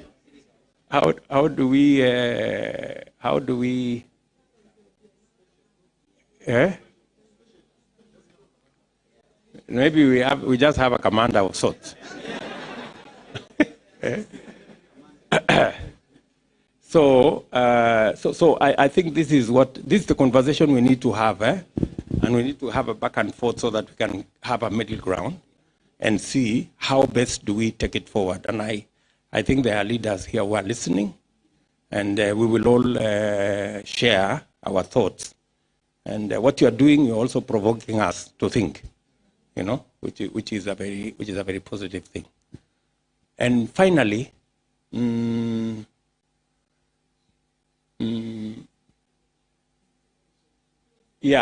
matters to do with citizenship. First, I know many people, in fact, that's what we were being told in the US, many people are traveling 8 hours to go and renew their passport. I think in the era of ICT, surely we can renew a passport much more easily without really having to travel all this way. Either, even if we need fingerprints, we can have a mobile kit, which can go around every second week. It is in Newcastle, is in the other place, so that we can make it that much more easy for citizens in the diaspora to access services instead of them having to travel long hours to be able to access them. So again, we need to have a conversation there about delivery of consular services by our embassies and leveraging on ICT to a good extent so that we can get most of those services online and we can be able to make it much more efficient. I think those are the issues. On the issue of, what was that issue? Citizenship in terms of? Dual citizenship is also already guaranteed by the Constitution. The only problem is that I think there are restrictions on being a state officer. And there were arguments, when went through the process in Bomas, there were very serious arguments that went into the constitution making. It will require a constitutional amendment for us to reverse that. And it is a very slippery road, because if you go the direction of changing the constitution, it's quite a long shot. And ordinary Kenyans are the majority. They will say, those people who are already enjoying themselves in Europe, why do they want to come and crowd us out of this place? So they will, the ordinary argument, in Kenya, they will not understand. They will say, what is wrong? Kama huyu mtu ameenda na anaona mambo yake ni mzuri huko, siawache sisi pande hii na sisi tu. So anyway, but it's a discussion we can have, sindio? So again, I think those are the issues. Let me not exhaust. We have very capable leaders here. I also want them to speak to us briefly. And if there is anything, good people that I haven't responded to, everybody can respond, including matters to do with NEC. Maybe Alice can respond and other people. So again, let me say how grateful I am. Thank you very much for welcoming us to London.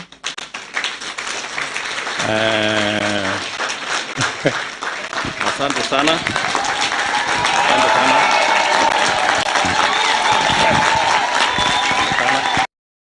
Thank you very much.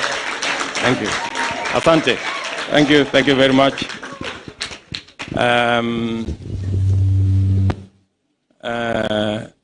Thank you very much for all the time you have taken to listen to me. I know you're busy people, and I've taken a while. And it's just because I thought it was necessary for us to be at the same level. I will answer one or two questions if need be, but before, let me see whether some of those questions can be answered by my colleagues who are here. I will start again with Kimani Ichung'wah.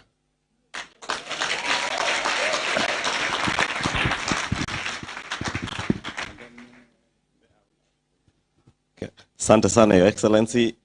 Watu wa UK, hamjambo? Nilisikia harambe. Muko kwa network. Asante sana. I think I'll try and be very brief.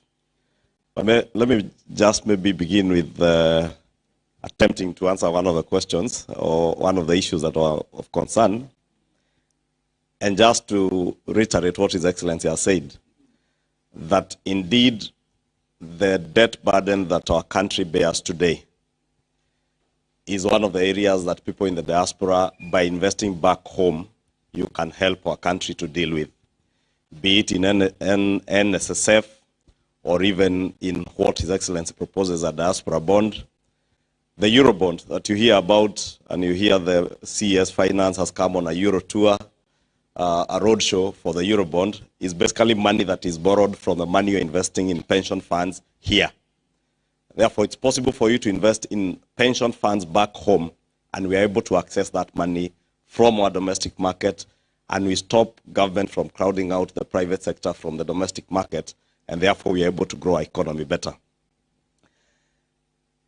I think that His Excellency has said that it is simple solutions to what seem to be very complex problems. And maybe you are there asking yourself, why is it then that he has been deputy president for 9 years and he has not been able to offer those simple solutions besides the ones he has mentioned?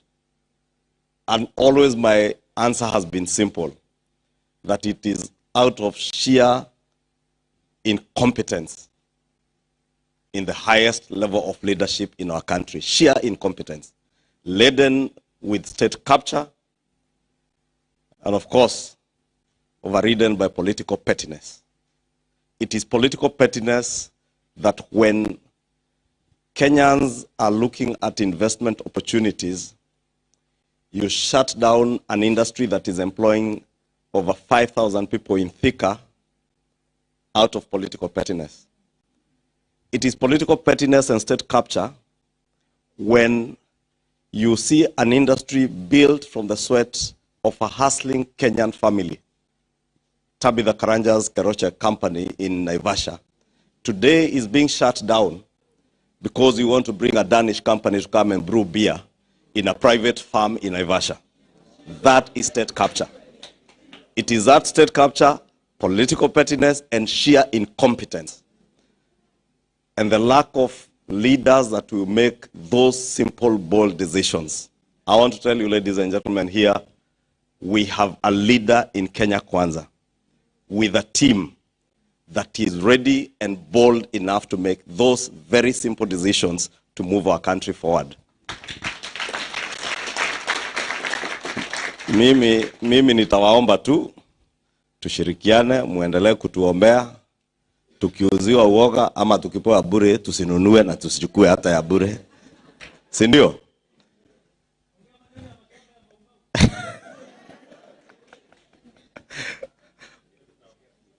Hiyo mashamba wacha tuongee siku ingine, sababu nasikia hata hapa waligawiwa manyumba sijui na mashamba hapa na wenye waliwapea mashamba yetu huko Kenya. Si ni kweli?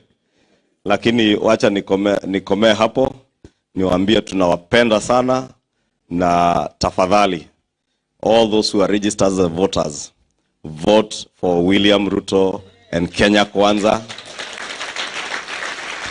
Do what I heard people in the US tell us they are doing.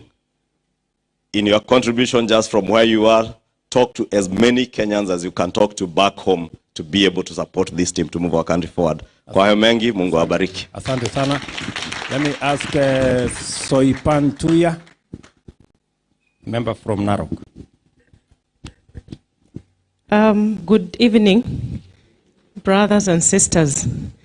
I'm really happy to be here, and it's very interesting, the power of the village, to see Arungu wielding Masai in London.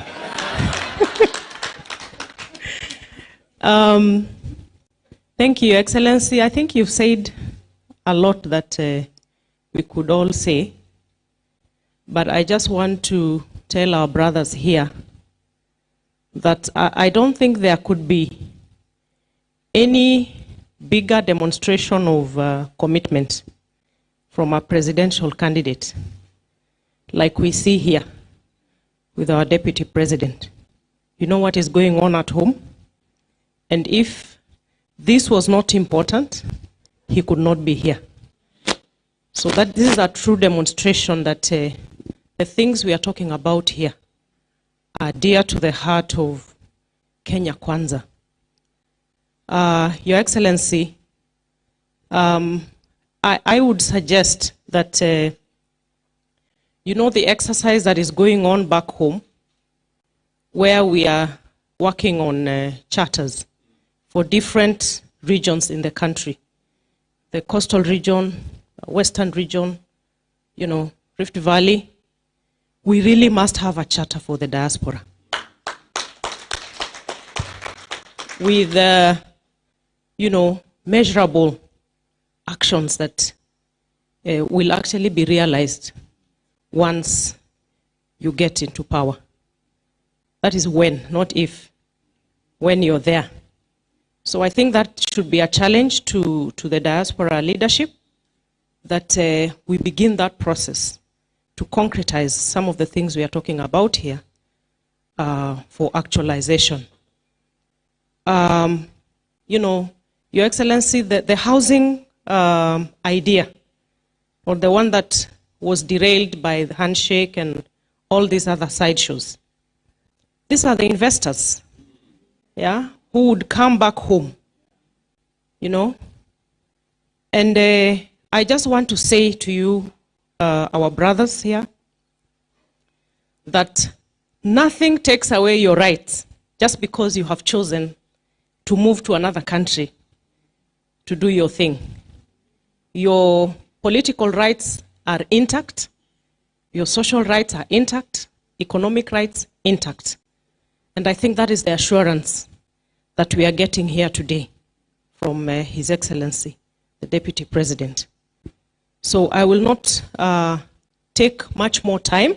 But just to say, for us, the members of parliament, both Senate and National Assembly, some of these things, and as I say, you know, your rights in Article 37, 38 of the Constitution, you need to actualize, and it's a challenge to you people that, you know, take your space to participate in the ongoings of Parliament. Bring your petitions with issues that must be addressed, because you are Kenyans and your rights are intact and no one should interfere with them.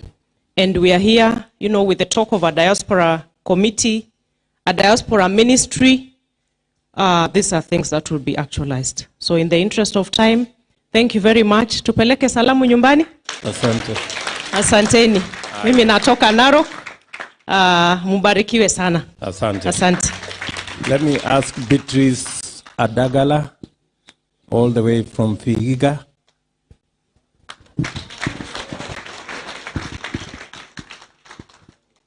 Thank you, Your Excellency, and the people of the diaspora. Nusu ya kuonana, situsalamiane. Bwana Yesu nasifiwe. Hebu nione wale wanasema kura tarehe 9 mwezi wa 8 ni ya Kenya kwanza. Mko tayari? Thank you, Bwana Excellency, Your Excellency. You can see we have sure votes here in the diaspora. For those who may not know me, I'm Adagala Beatrice, woman MP Vihiga County, and I'm delighted to be here. And I've seen we have strong votes in the diaspora. We are assured these are our votes, Your Excellency, and your concerns have been taken carefully and clearly. And if you want to know a government that is valuing women, it is this government of Kenya Kwanza.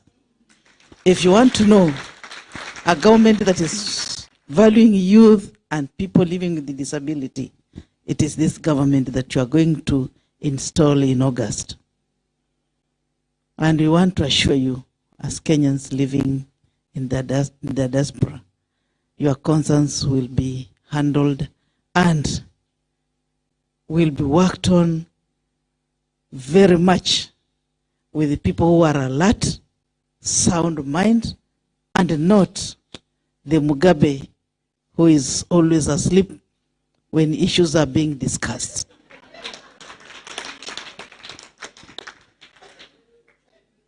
So rest assured, in this coming government, we have very young minds, strong women and men who are ready to steer the nation of Kenya to a better level. There have been concerns here. Money goes to Kenya, you remit a lot of money. With no proper structures, with no proper plans, you know everything goes to drain. And that's why Kenyans are always crying of Furuliza. With this new coming government, the question of Furuliza will no longer be there. The economy is going to grow to a level that Kenya has never experienced before. And we are very certain it is going to happen. The issue of bills, Fululiza have talked about it. Bills, paying bills in your home areas. With this coming government, the issue of health care will be taken care of and all will be well. I feel like I'm a preacher, man. I feel like preaching it. I feel like saying hallelujah. Nambarikiwe sana. Nipeleke salamu nyumbani. Kabisa. I'm very happy nimepata watu wangu wa Vihiga hapa. Asante. Na nyinyi kule nyumbani mpige simu mseme mama arudi 5:10. Asante sana Mama Beatrice. Thank That you. gentleman is called Owen Bayer, MP from Kilifi North. Yes, thank you very much. Your Excellency, my name, like you've heard, is Owen Bayer, MP for Kilifi North. And mimi pia nimeishi huku. And I know what hustling is in these countries. Nyinyi, you're the best example of hustlers.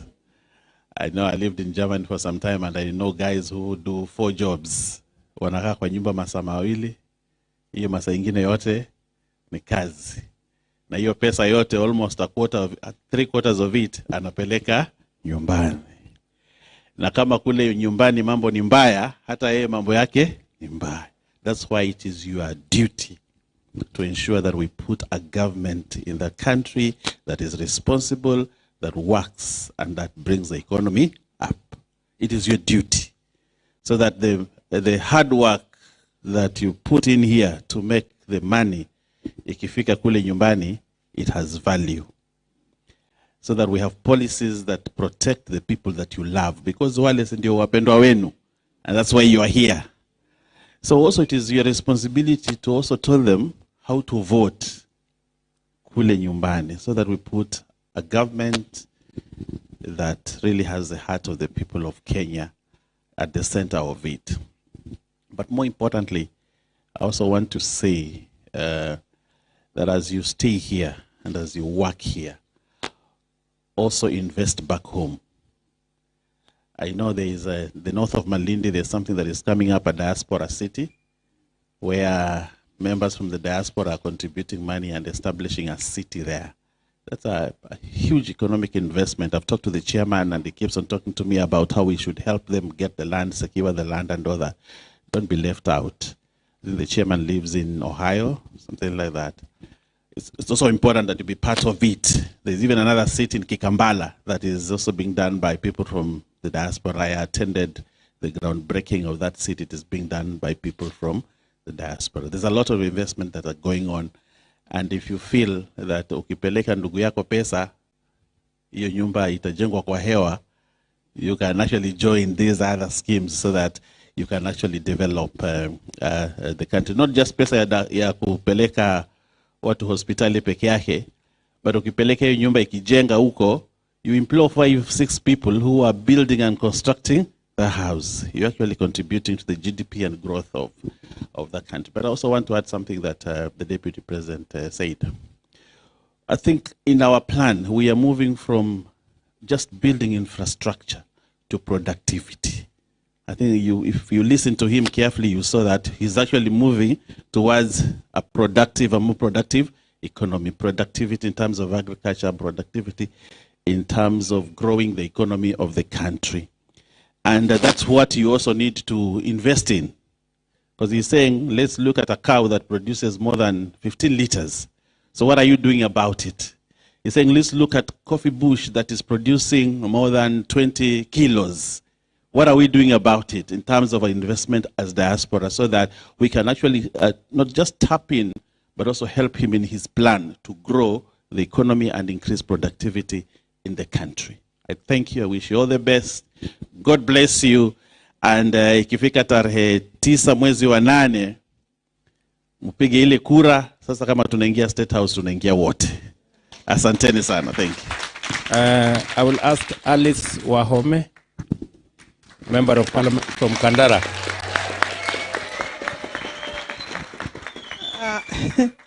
Thank you very much, Your Excellency.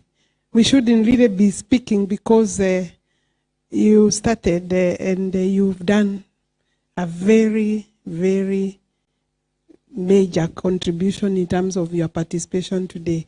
You've covered broadly all the issues, many issues, maybe not all, but many issues. But and Your Excellency, within the legal fraternity, there is many times lawyers will say when the subject has been fully covered, I have nothing useful to add.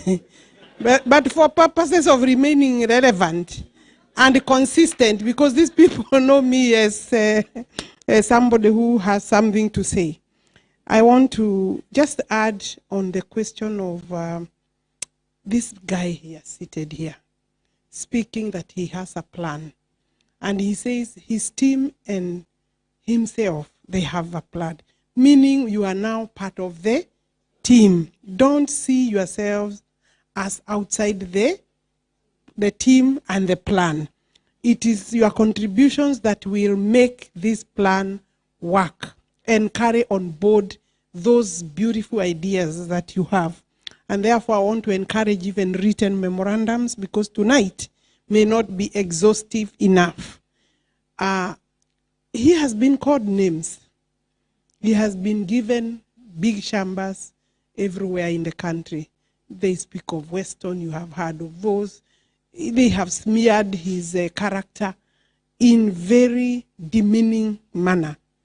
But you know what? The spirit and the metal remains the same every day. And therefore, we also need to encourage His Excellency because he's the bearer of our dream. Those people are no longer the bearers of our dreams. And I want to say that I'm part of that dream. And we have heard you talking about legislative interventions, policy interventions, administrative interventions as members of parliament. There is a role that we can play. But I can tell you, between now and elections, nothing much can happen.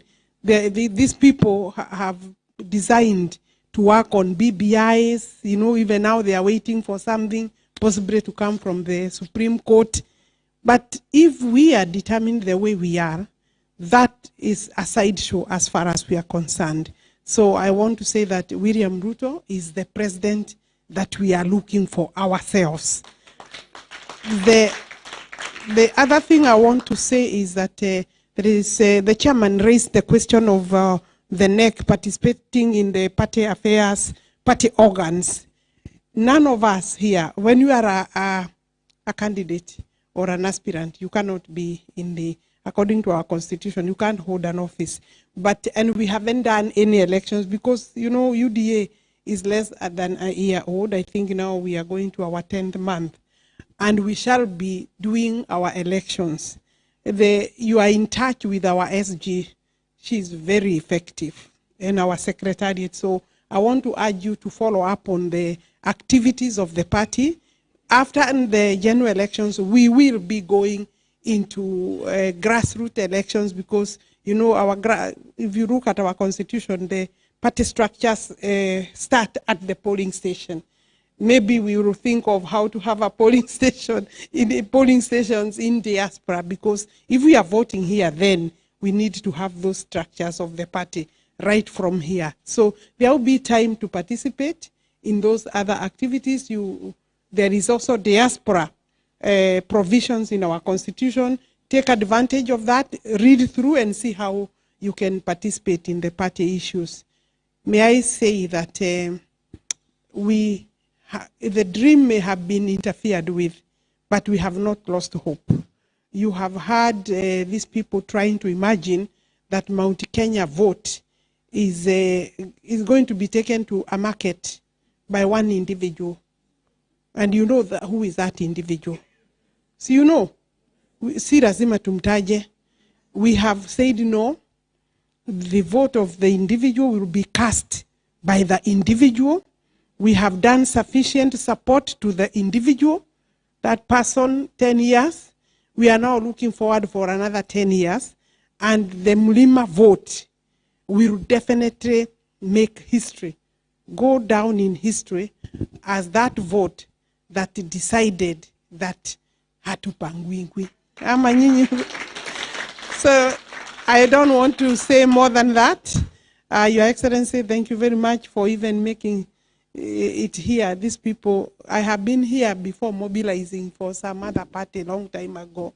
I was trying to see whether I can see the old networks, but and I hope that you carry on. You know, sometimes you could start a good thing and then not carry it forward. Ensure that the structure and the UDA family and the Kenyan family is strong. Thank you. Thank you, Alice. Let me ask Susan Kihika, the Senator of Nakuru. Thank you. Asante, Your Excellency. I know you told me to talk like that, but ulinikosea kidogo. Ulisema nimekaa Amerika miaka 20. Na mimi I'm trying to look like a 28-year-old. Sasa shida iko wapi? So anyway, I'm very, very delighted to be here tonight. And even, unajua for us ladies boss, eh? Anyway. No, I'm teasing. Good evening. I'm very delighted to be here tonight. Actually, about back in 92. How old is that? How long ago is that? Woo, okay. I was in London. I started out schooling in London before I moved. Oh my gosh, that's worse, boss. I messed up, kidogo. But I was never good in math. So I know from where you're sitting, I get it. I then went over there across to the US and continued my many years. So very briefly, because I know we don't have time, mine I'll speak a bit more, Chairman, more specifically on my experience a bit. Janet, you're my friend on Facebook. Former mayor tulikuwa na wewe US some time back. So when I look in here, Kanyaru, back there in Joro, I know. So anyway, when I look in the room, I know so many of you, and I just wanted to say that for myself, my journey has been a bit different, kidogo, but I wanted to talk to you, to talk to that because of you, Chairman. I also one day woke up and decided that I wanted to move back to Kenya and take a dive into this difficult, crazy field of politics. Let me call it that way because it's a bit difficult.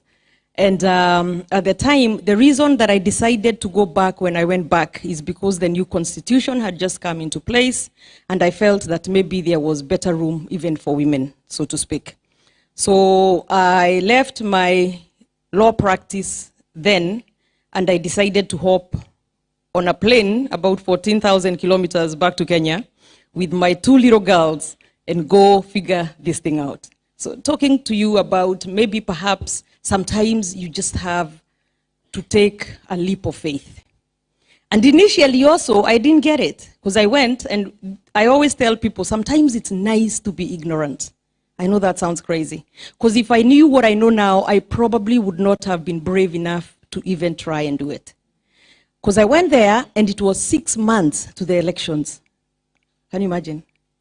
Like you can't be here if it's 6 months to the elections. I'm sorry to burst your bubble, but it's just going to be difficult. Because people start campaigning many years before, unfortunately. Unfortunately, you know, it's the truth. So if you're seeking a seat in these elections, you need to be home. You need to be in the ground. You need to be in the villages.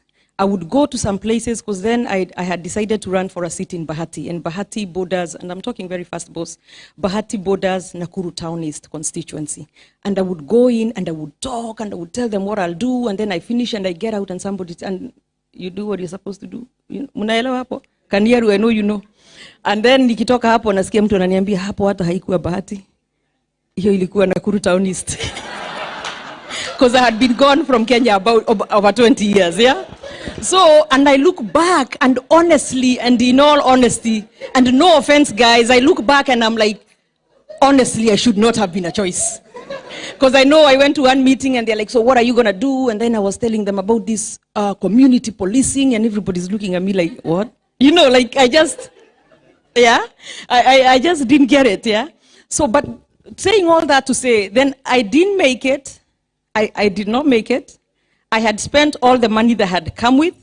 I had my 2 girls looking at me and asking me, why would you bring us here when you told us that your dad took you to America so you can study, but you have taken away that opportunity for us and you have brought us here and now you are done. So I put my furniture on, there's a diaspora, like expatriates website where you can sell your sofas. I took pictures, I put my pictures back up there, and I was like, I hadn't closed my law practice. By the way, I had a very lucrative immigration law practice, big corner office. So sometimes it's the comfort that we must decide to leave. You know, sometimes it's hard to leave when you're comfortable. So I decided I'm going to sell my chairs, get tickets for the 3 of us, me and my 2 girls, and we are going to get out of here. And then I saw a newspaper thing that a Sunday, like a week to go, and it was saying I was seeing speakers for different counties, assemblies, and they all seemed to be lawyers. And because my background was in law, I was like, why not try? But I was a bit also scared because I was like, now if you fail twice, it kind of kills your morale. Yeah, but I decided, why not try? Even if I fail, now I know, no, I close the Kenya chapter, kabisa, and now go become an American, you know? But anyway, it worked out. I ended up making speaker, ended up becoming a senator 5 years later, and His Excellency, who is a great supporter of the female gender too. Can we just have a clap for him?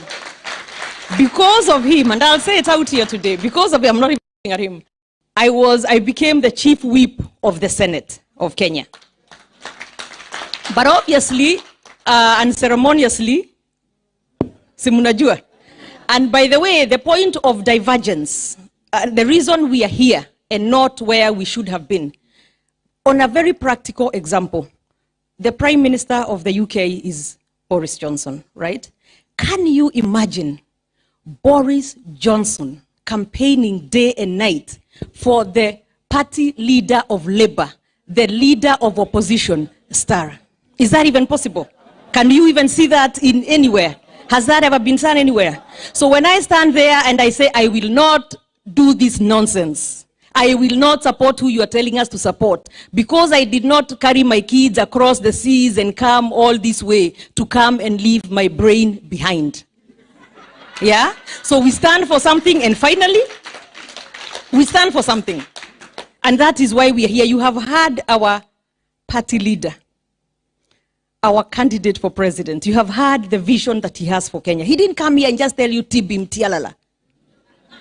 Yeah? He told you what he's going to do once he sits there. I don't know how many of you saw as I sit an ad that was placed by Hillary Clinton when she was running for president. And it had a red phone on it and said, if the phone rings at 3 in the morning, when the children are sleeping and everybody is asleep, and the phone rings at 3 a.m., who do you want picking that phone up in such a difficult world right now? Who is proven, who is tested, who is able to carry on, get in that office, get in those shoes, and immediately be able to get Kenya to the next place? Yeah. So, in conclusion, I ask you, and I've heard what you have said about the diaspora issue. I totally understand. And especially on the dual citizenship, yes, because, you know, there was that issue of maybe perhaps your allegiance may not be to Kenya, perhaps, or maybe there is inherent conflict of interest, perhaps. But I also think both, when time comes, because I know God will give us this, because he knows we have a plan for Kenya, we need to revisit that. There are things that need to be revisited so that we can make it easier for those in the diaspora. So thank you very much. And for those of you from Nakuru, muko wengi, Janet, yeah, you're in Molo, yeah? Yeah. So I'm also asking that if you talk to your relatives, and when you know here you only vote for the president, but pia mnaweza nisaidia when you talk to your relatives, museme, Governor ni mama around here. Thank you very much. God bless you. Thank you very much. Let me ask Kipchumba Murkomen.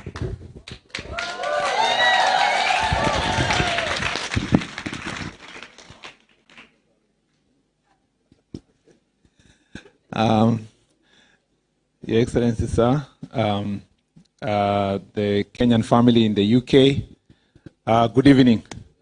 Bwana asifiwe. Mumekuja kwa wingi sana. And you look very well, very good, very UDA, more than those of us who've come from Kenya. And I want to thank all of you for hosting us and for coming to welcome His Excellency, the Deputy President. I actually came late because my flight arrived late. And then I went to the room to pretend to prepare myself. Then I slept. But then I realized it was, so I called one of my colleagues and asked, is he still there? He said, the DP has just started speaking, come running. I said, even if I get the last 5 minutes, I'll be more than happy to meet you and see your faces, because I see you online all the time, and the support you give us, I want to say thank you very much. May God bless you. The DP ametuchomea leo kidogo. Amesema nilikuwa huko nje for donkey years. I was not there for donkey years. But I'd like Susan, I'm not complaining. I was in the US for a short period of time. And some of the things that I know about diaspora is what I learned as a student when I was in America. And the commitment, the effort, the hard work of Kenyans living outside the country must always be appreciated. And let's remember, let's not forget, because many people forget back home, let's never forget that we've sent some of our best, most hardworking, most educated sons and daughters out of the country. And we did so with a purpose.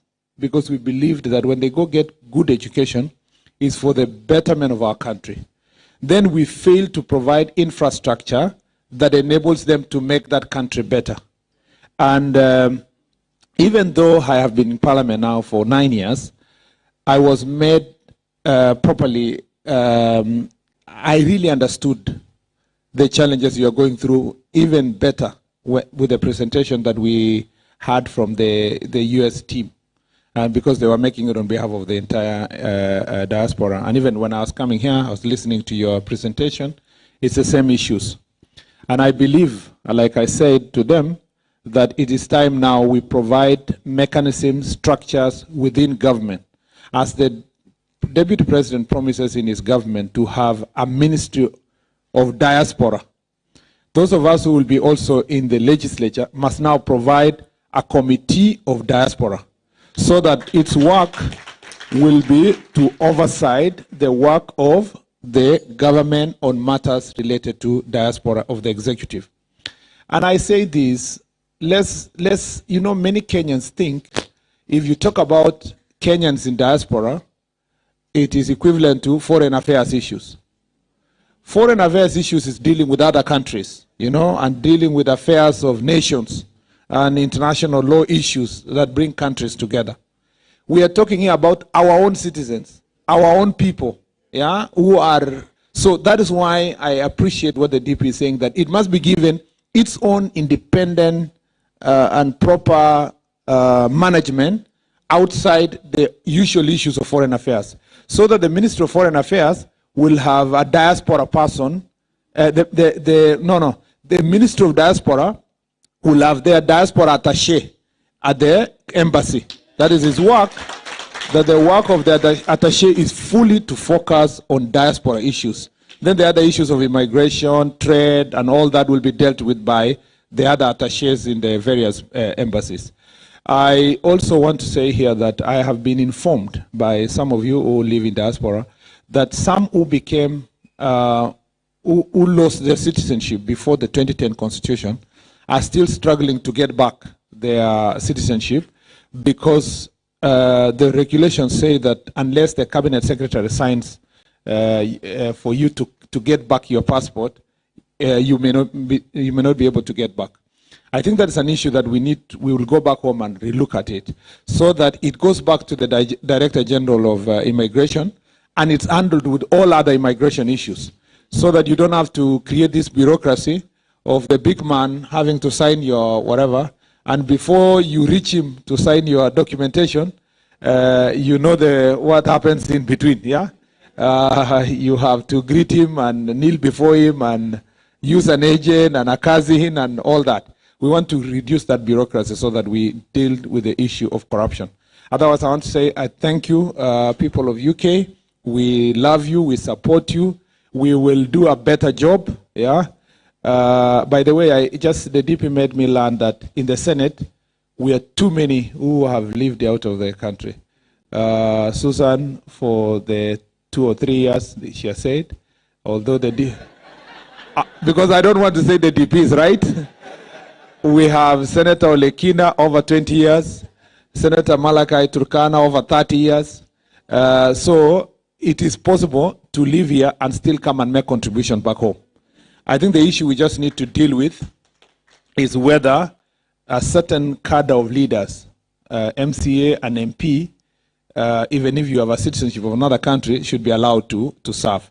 Then, like many countries in the world, just say for president, you must not have a citizenship of another country, because it doesn't stop people coming to serve the way the others have come to serve just by virtue of having gained the citizenship of another country. Thank you very much. Na Mungu awabariki. Yes, we have a gentleman here called Robo. Just 1 minute, Robo. Amjambo. Mimi naitwa Robo, MCA from Mandera. Pia ni aspiring member of parliament for Kamakunji, Nairobi. Number one, I want to thank the diaspora team who have made their time to be here today.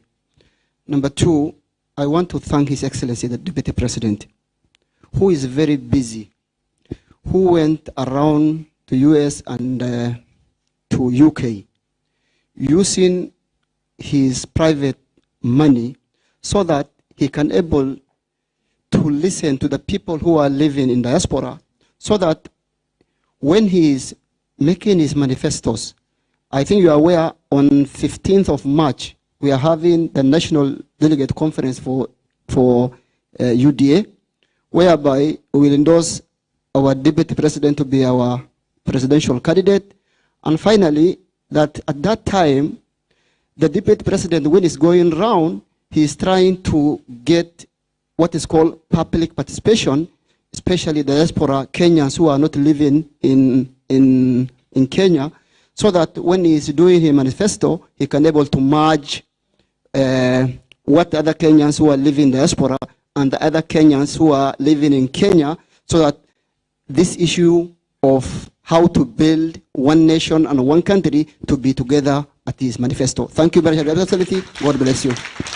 We ask Governor Mvurya, Salim Mvurya, the Governor of Kwale. Thank you very much, Your Excellency, and the leadership of diaspora. Good evening. Bwana asifiwe. Assalamu alaikum. I'm really humbled, Your Excellency, because it's a humbling experience to be here in the UK and to feel at home the way I have felt. Because in fact, you could mistake this for an NDC. You can see the UDA colors are all over, and I think this is in good spirit. I'm really inspired, and what I want to say is that with the Deputy President, we have a leader. I have been on the other side. I was elected 2013 on ODM ticket. So I worked with the other competitor, and famously tukachapwa viboko mbili mbili. So I'm very much aware. 2017, I moved to Jubilee, and we have really worked together with the DP. If you want to know a leader who means what he says, is a leader who is very specific. For most politicians, they will borrow heavy words like liberation, like Mandela moment, and you can't hold them to account.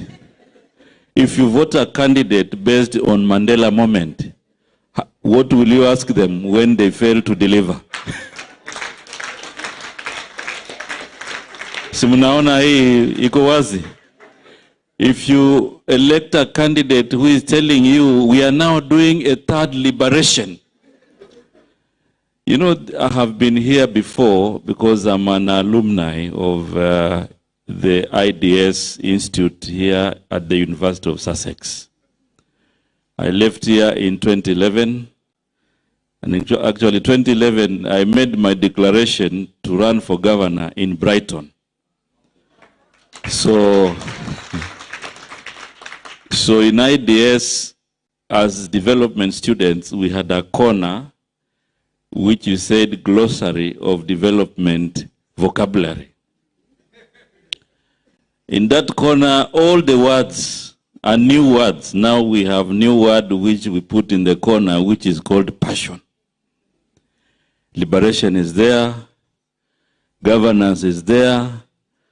So most of our politicians have been picking the vocabularies there without any definite, specific areas that you can hold them to account. When you listen to Dr. William Ruto, you are very specific. We want to deal with the economy. We want to lift the standards of living of our people. And I think that is where we should be voting. Tusahau ile mambo ingine. And by the way, we have no crisis to unite our people. The crisis we have is that of the economy. So hii maneno ingine ya umoja, there's no crisis. It is part of the glossary we will put at the corner. general words which you can't help people to account. For the first time in our history, we have a leader who is coming to talk to you, to ask for your priorities.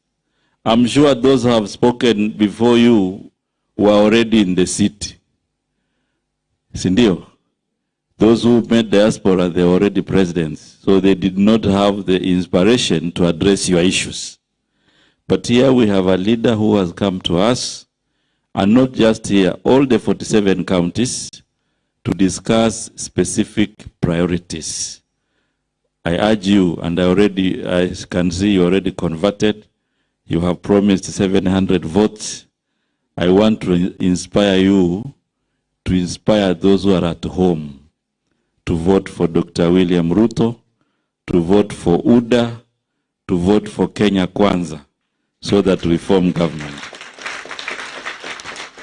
Lastly, Chairman, you know there are also very specific opportunities in counties, because part of our plan in UDA and Kenya Kwanza is to make sure that we profile the priorities in county governments. So investments can be very specific. The bottom-up economic model can also be specific to counties. So as you prioritize your investment, I think it would be important that you also see what is available in the counties, and then you can be able to invest. Otherwise, nimefurahi sana. Nimefurahi tena zaidi, na furaha yangu kubwa ni kukutana na huyu mheshimiwa Kang'ethe ambaye nimekuwa tukisoma kwa gazeti kwamba ni kansela upande huu.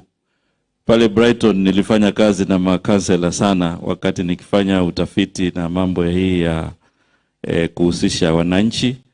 Kwa hivyo nikafurahi sana kwamba ulichaguliwa. Kwa hivyo mimi sina mengi, na waomba sana, hii ndio serikali, na serikali hii haitaundwa, tunaiunda pamoja. Tunaiunda pamoja, na ndio maana masuala haya yote ambayo yamezungumzwa hapa ni ya kipaumbele. Na ni muhimu, na tumehakikishiwa na kiongozi wetu yatashughulikiwa. Kule kwingine bado ni hadithi ya Bunuasi. Na wale wanafanya hadithi bado ni wa Kenya. Watapata jukumu ingine ya kuzungumza na watoto wetu. Lakini mambo ya uongozi wa nchi, tumuunge mkono Mheshimiwa Ruto, aunde serikali na Kenya iende mbele. Asanteni sana. Thank you very much. Let me ask our dear sister Anne Waiguru, the governor of Kirinyaga.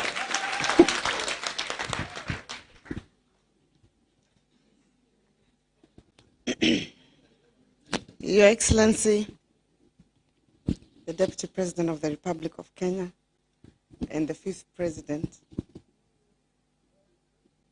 of the Republic of Kenya. I said, sorry, Your Excellency, the Deputy President of the Republic of Kenya and the 5th President of the Republic of Kenya. You know, all protocols observed. Ladies and gentlemen, good evening. You know, I'm a bit distracted because I have some neighbors there who I was sitting next to, and I wouldn't mention. But when the Deputy President was speaking, and then when my colleague was speaking, I wouldn't say who said what, but they reminded me that nilikuwa kwa hiyo timu ya reggae.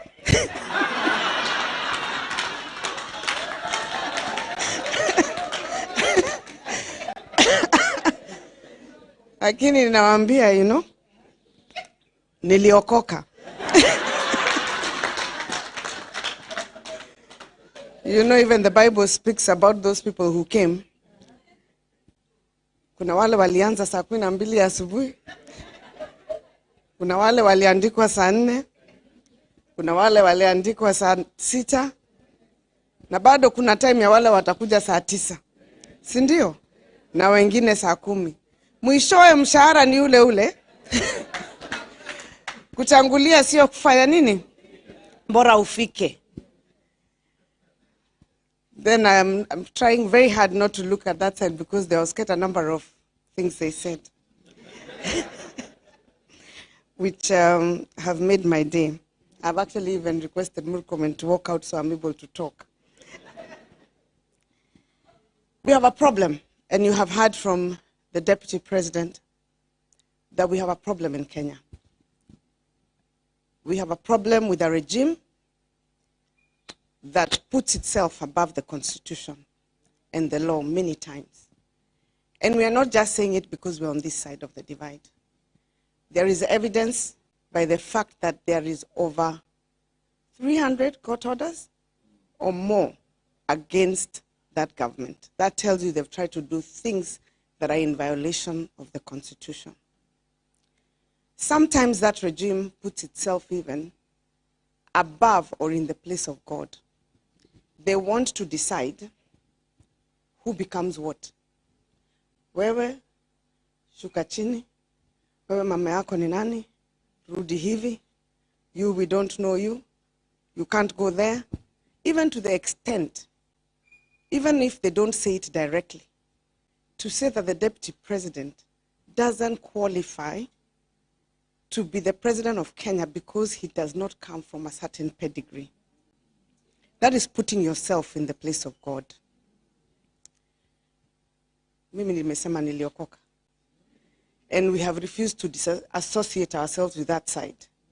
And we went to the side of hope and the side of God. That is what we believe. So we are not here just because you've heard what the Deputy President has said himself. He has a plan for Kenya. He doesn't just tell you, back me. He tells you why you should back him. And I don't believe that there's anybody who's going to walk out today unconvinced that this man deserves to be given the opportunity to lead the country as the 5th President of the Republic of Kenya. Now, from an economic perspective, so that I don't talk for long, and I know he has talked about the bottom-up economic model. There could be people here who have studied economics. But the bottom-up economic model is actually an economic, scientific model that will result in economic growth. If you want to grow an economy, you have two options. And I think I've said this before, maybe some of you have heard me say it. You can intervene on the fiscal side of the economy, or you can intervene on the monetary side. Now, on the monetary side, you deal with issues of money supply and issues such as the exchange rate. Now, you have heard, we don't have any money. That is why we don't save. So you cannot actually intervene on that side. The opportunity does not arise. You can't actually touch, we don't have money supply at this point in time. Now, on the fiscal side, you have two choices. You can go and tweak with the tax issues, play around with the taxes, increase, decrease here and there, and then you'll be able to expand the economy depending on the interventions that you make. You already know that Kenyans are overtaxed. Right now, the Deputy President cannot say he's going to run for the seat of the President and say, well, I'm going to grow this economy by increasing your taxes. Kenyans, wherever they are, they want their taxes reduced. So the only other option left is actually on the expenditure side, which is really now what he's telling you is the bottom-up economic model. If you invest the amount of resources that you had that will be invested in the lower part of the economy of Kenya will grow roughly in the first year, and I'm speaking from experience and I'll tell you why, by about minimum of 5 to 6, roughly, first year.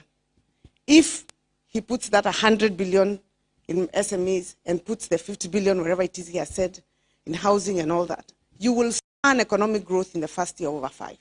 By the second and third, we will be at probably 8 or 9%. And I'll tell you, because when I was in Treasury, I was the head of the Economic Stimulus Program. And the Economic Stimulus Program that actually turned our economy from a -2 growth rate to 8% during Kibaki's time. And that time we only invested 25 billion shillings only into the economy. We pushed it at the bottom, and that's the impact that we got. Everybody talks about President Kibaki turning around the economy. So we are here because we believe it. We have seen the program he has given us. He has talked to us. You have heard he understands it himself. It's not just theory. And we believe that this will bring hope to very many Kenyans. 80% of Kenyans are way below the poverty line. On the issue of the programs of the bottom-up, in Kirinyaga, you have heard about the things that we're doing because things are being imported. In Kirinyaga, we have a program called Wezesha Kirinyaga. And I'll just say one thing about Wezesha Kirinyaga. It's a bottom-up economic model. Why is it a bottom-up economic model? We look for farmers to empower them because they do not have that credit. They cannot borrow. And if they borrow, they can't pay. We provide them with resources to be able to put up a program for poultry. And so we get a group of 10, and we give them 1,250 chicks, and we provide them with feeds for 6 months, and we build the chicken house for them so that they can produce eggs. And in Kirinyaga, we're now producing about 1 million. We're now heading to 2 million eggs on that program a month. Why did we do that? We did it because one day I was reading the newspapers and somebody said that we're importing 10 million eggs from Uganda every month. Why would Kenyans be importing eggs? This is the same concept of the bottom. So if you don't think it can work, it can actually work. All those people in that program have increased their income by about 1,000 shillings each per day. 1,000 shillings each per day for a farmer translates to about an extra 30,000 shillings a month on just one program. And these are people who did not have that income at all. So imagine you have a poultry line, then you have a dairy, and we're also doing the AI where we have, the dairy intervention where we are increasing the production of milk in Kirinyaga from 5 liters to 15 liters by again ensuring that we're giving proper feeds, but also improving the breed that we're giving out to our farmers. So it can be done. It's not theory, and it is really, really for the country of Kenya, something that will bring us a lot of hope. This is the only thing I would say. I've been on this side mostly because of loyalty, but then your conscience also can pull you to the other side because of reason and because of hope. This country of Kenya, where we are at, the way it is at is unsustainable. You cannot sustain the country of Kenya the way it is today. Having the 4 richest people controlling over 80% of the resources in that country, it cannot work. It's not sustainable. And even if you manage to threaten, push people, arrest, it will reach a point that it will break. So we must find a solution for our country. And the solution for our country at this point in time, I'm not only persuaded, I am convinced and I'm convicted that that solution lies with William Samoei Ruto.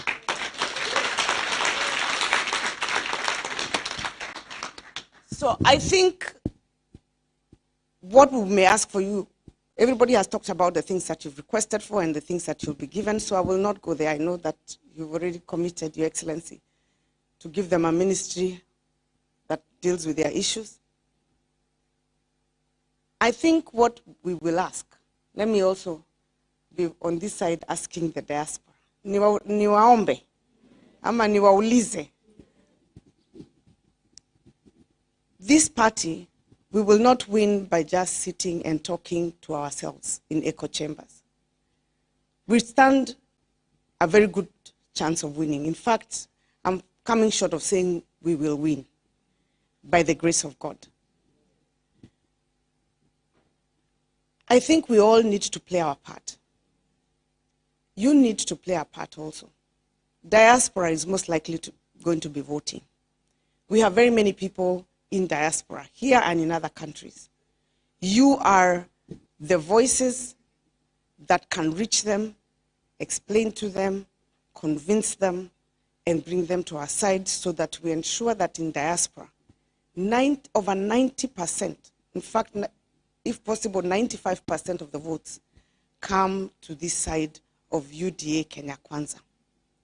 That is a request. For you to do that, you would have to give of your time. You would have to give of your resources. You would have to drive to somebody's home.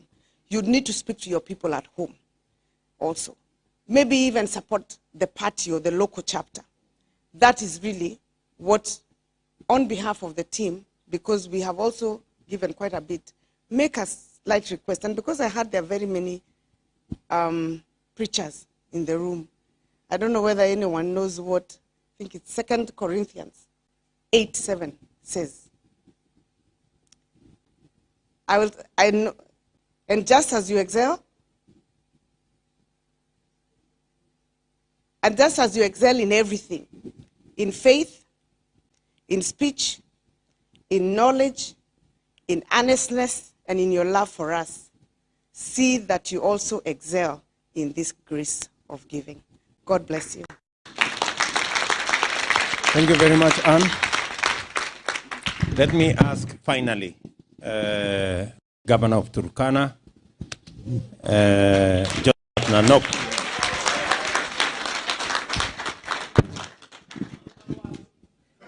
Asanteni sana. Bwana asifiwe.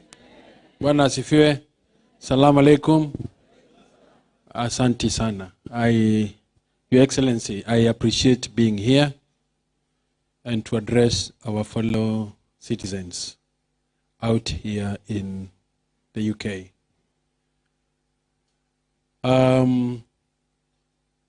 This is great. And I think after the Deputy President has spoken, there is very little we can really say because we believe in what he has said. I serve two roles. One is as the governor of Turkana. I'm concluding my term. I've only have 5 months to finish up, and I'm not refusing with the seat. Neither am I forcing it on to the people of Turkana, like what some people are trying to do. But I'm also serving as the head of William Ruto's presidential campaign. And we have a big team. It's not a small team. It's a team of competent professionals that is working with him for quite some time now. I think from that moment you heard that the media back home, the biased media was saying, Ruto has no plan. He's just, this is just political gimmicks. I think they didn't know what they were saying, because that plan was there.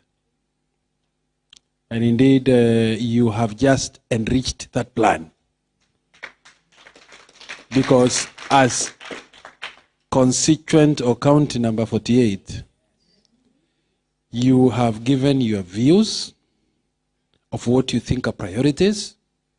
And these are views that are going to be to inform the charter you are going to sign with the Deputy President. I believe very early in April, you'll have to sign that charter, April or May, along with all the other 47 counties who are currently engaging in discussion to set their business plan and the priorities. So it's completely different, and this hasn't been done this way before in Kenya. This is the first time that people can actually be told, tell us the solutions to the problem you are facing, and government will invest into those solutions. Government will prioritize and put resources into that. And I want to thank my colleague, Governor Waiguru, for emphasizing what the bottom-up is. on how we will grow ourselves out of debt through the bottom up, how we'll grow ourselves out of poverty. And that is a major plan. When you hear a competitor, actually I served for almost 10 years or 12 years with Raila Odinga. I was his vice chair in the party, and I think Owen Baya was the deputy organizing secretary then. But we left because we did not see a plan. We did not see the interest of the people were not being served. It was just a story, a story, a story. At the end of the day, very good manifestos are being put aside and other things are begun. But here we have that plan, the bottom up, and it is a strong plan. It is detailed. It is going to refocus the government of Kenya to be more aggressive in commercial diplomacy.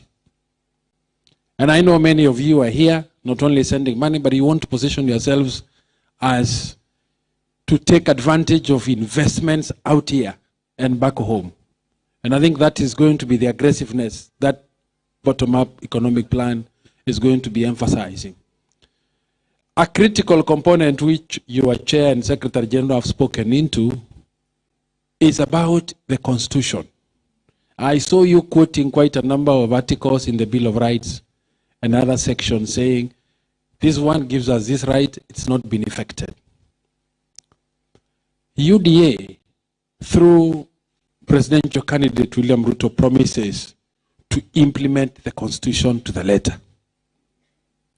Not to amend the constitution and change it, but to implement it, because there are still very good things inside. The entire area of Bill of Rights has very good things. The entire area of environment and natural resources, the entire section on devolution, the entire section on financing. I think all those are areas that we will still want to see the benefits being ripped into. And all that can be, we can be able to get it through the bottom up. But of course also giving the independent institutions, the judiciary, the IBC, the EACC, the National Police Service, the independence that the Constitution provides them and the resources to be able to deal with issues, matters, rule and law, and corruption. Even who are voting, and for those others who have undecided, I think you have the opportunity to turn them and tell them, seriously, this is a guy who has a plan and is ready to work for Kenyans wherever. And I can tell you for a fact, we were in the States the last 1 week, we are here now. The reception has been very positive, even from non-Kenyans, because they see this is a serious group and this is a serious candidate. So let's stand with him. We have 5 months to election. It is a lot of time. 5 months is not very few. It's a lot of time. It is also a very short period. How can we be able to make sure that the deputy president becomes the president of Kenya, so that what he promises is fulfilled? So that for the first time, millions of Kenyans can directly benefit with money and support from government to be able to improve a lot. We have a responsibility, all of us. You have a responsibility here in the diaspora. Most critical number 1 is voting. The 700 of you, I know many of you are not, a number of you also are not voting. So we must vote, every man and woman, to 100% of that 700. Second, your moral support, your financial support to the campaign is going to be very critical. Very, very critical. We have begun a campaign, and I think you'll be seeing updates on the internet and the blog, so that you can follow the youth candidate wherever he goes and wherever he plans. So that will be available. What is he doing tomorrow? What is he doing next month? All that information you'll be getting to the letter as we move forward. We have also beginning a campaign of adopting a polling station, because we want to protect that vote. First, before I give details, Samuel Ruto and the party UDA is promising a fair and free election. He has been on record that he will accept the results of these coming elections. He has been on record that we will not entertain violence among members of UDA. So UDA must be peaceful during this election. And he has also been on record, with a response that has not been provided, that our competitors must publicly commit. They have not yet.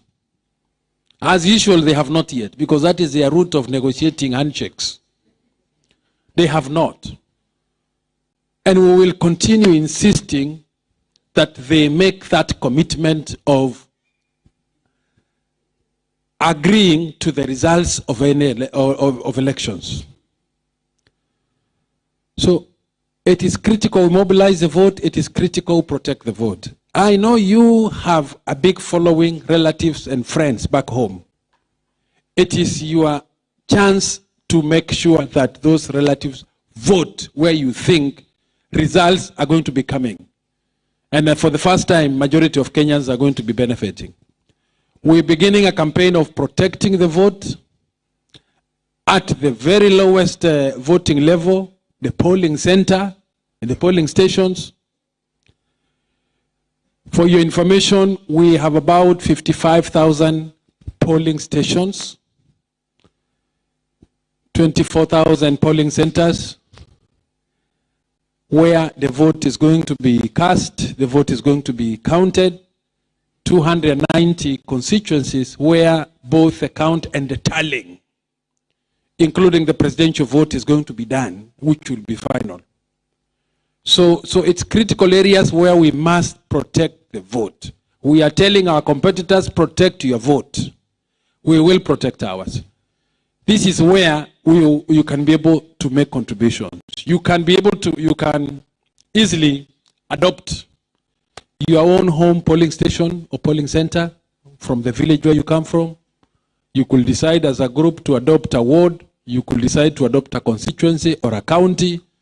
That is your contribution to this campaign that we are looking at. So that the days preceding 9th of August and until the vote is counted, we make sure that we have very good vote protection and we have very few incidences of vote theft. We have also asked the international community and the civil society and the media to make sure that they have deployed as much as possible to all these polling stations, to all the 290 constituency tallying centers, so that at least they can help us be able to relay accurate information and to confirm the results that IBC will be announcing in those stations. Kwa hivyo, we have a very big journey to walk together if we have to see the benefits of what we've been told. And I believe that all the issues you've raised here on the diaspora are doable. So let's work together to make sure that they are realized under this presidency. And I can tell you, Raila will be following us here. He will follow us here because he has no agenda. He will follow us here. He will tell you he'll fix the economy. He will do this. But listen to him keenly. There will be no commitment he will make, specific commitment. So thank you, Your Excellency. I know that you will win this election. We know you will win. But these 5 months, we must get a win of 70%. Asanteni sana. Thank you. Thank you very much, Governor Nanok. Let me, you guys dared us to a meeting. And now I'm sure you must be wondering whether you got the bargain you asked for. I know we have taken quite a while, but I'm very sure that you wanted to listen to these great men and women, their experiences, their wisdom, their understanding of issues. And let me say to all of you We appreciate that you have also taken time to listen to us. We are confident that we live here better informed in every way, and that you will be able to make the correct choices. Because we believe that you can only make the quality of your decision is dependent on the amount of information that you have so that you can make the right decision. So we wish you well in your hustles and in everything that you do in this great country. We look forward to working together with you as we focus into the future. My good brother, Musalia Mudavadi, came late because we were using different routes. So, but he's with us. He'll be in this town later today. David Ndi, Dr. David Ndi will be with us later today. Ababu Namwamba will be with us later today. Mohammed Hussein and other members of this team who are using a different route. I convey their apologies for not making it to this meeting, but they will be with us beginning tomorrow in the other engagements that we have. So asanteni sana, nawatakia heri. I know there were people who would have wanted to ask questions, but it is 8 o'clock, and we have another engagement that was pending from 6:30. But to be fair, let me just take 3 questions. This young man here, that gentleman there, and the lady. There is a lady somewhere. A lady, you're not a lady. A lady somewhere here. Okay, let's start with the lady. Thank you, our Deputy President. Straight to the question. My question is, I'm so worried when it comes to the time of election. And this time, how can you assure us? Because as for me, I have corrected people to go to the registration at the embassy. We have got card and we are ready to vote. But how can you assure us that your vote will not be stolen? Thank you very much. Thank you very much. The gentleman there. Hello, thank you very much for this opportunity. My name is Charles. I'm a staff nurse working at London Northwest University Trust Hospital. I have a problem with the nurses, kindly, Mr. Deputy President. When our president came here to implement the nursing agreement, unfortunately, it is really, really hard for now nurses to really come to the UK. It's terrible, to be honest with you. We are the only country in the amber list, if you could check on how the UK normally allow nurses to come here. So basically, if you could assist us to get a better plan and a better deal, like other countries like Philippines, and then if you could please, because I believe God will give you the opportunity to lead the country. I'm a bit nervous. Oh my God. It's okay. No, let him finish. Let him finish. Let him finish. I'm from Dandora. It's a privilege to talk to you. I'll be honest.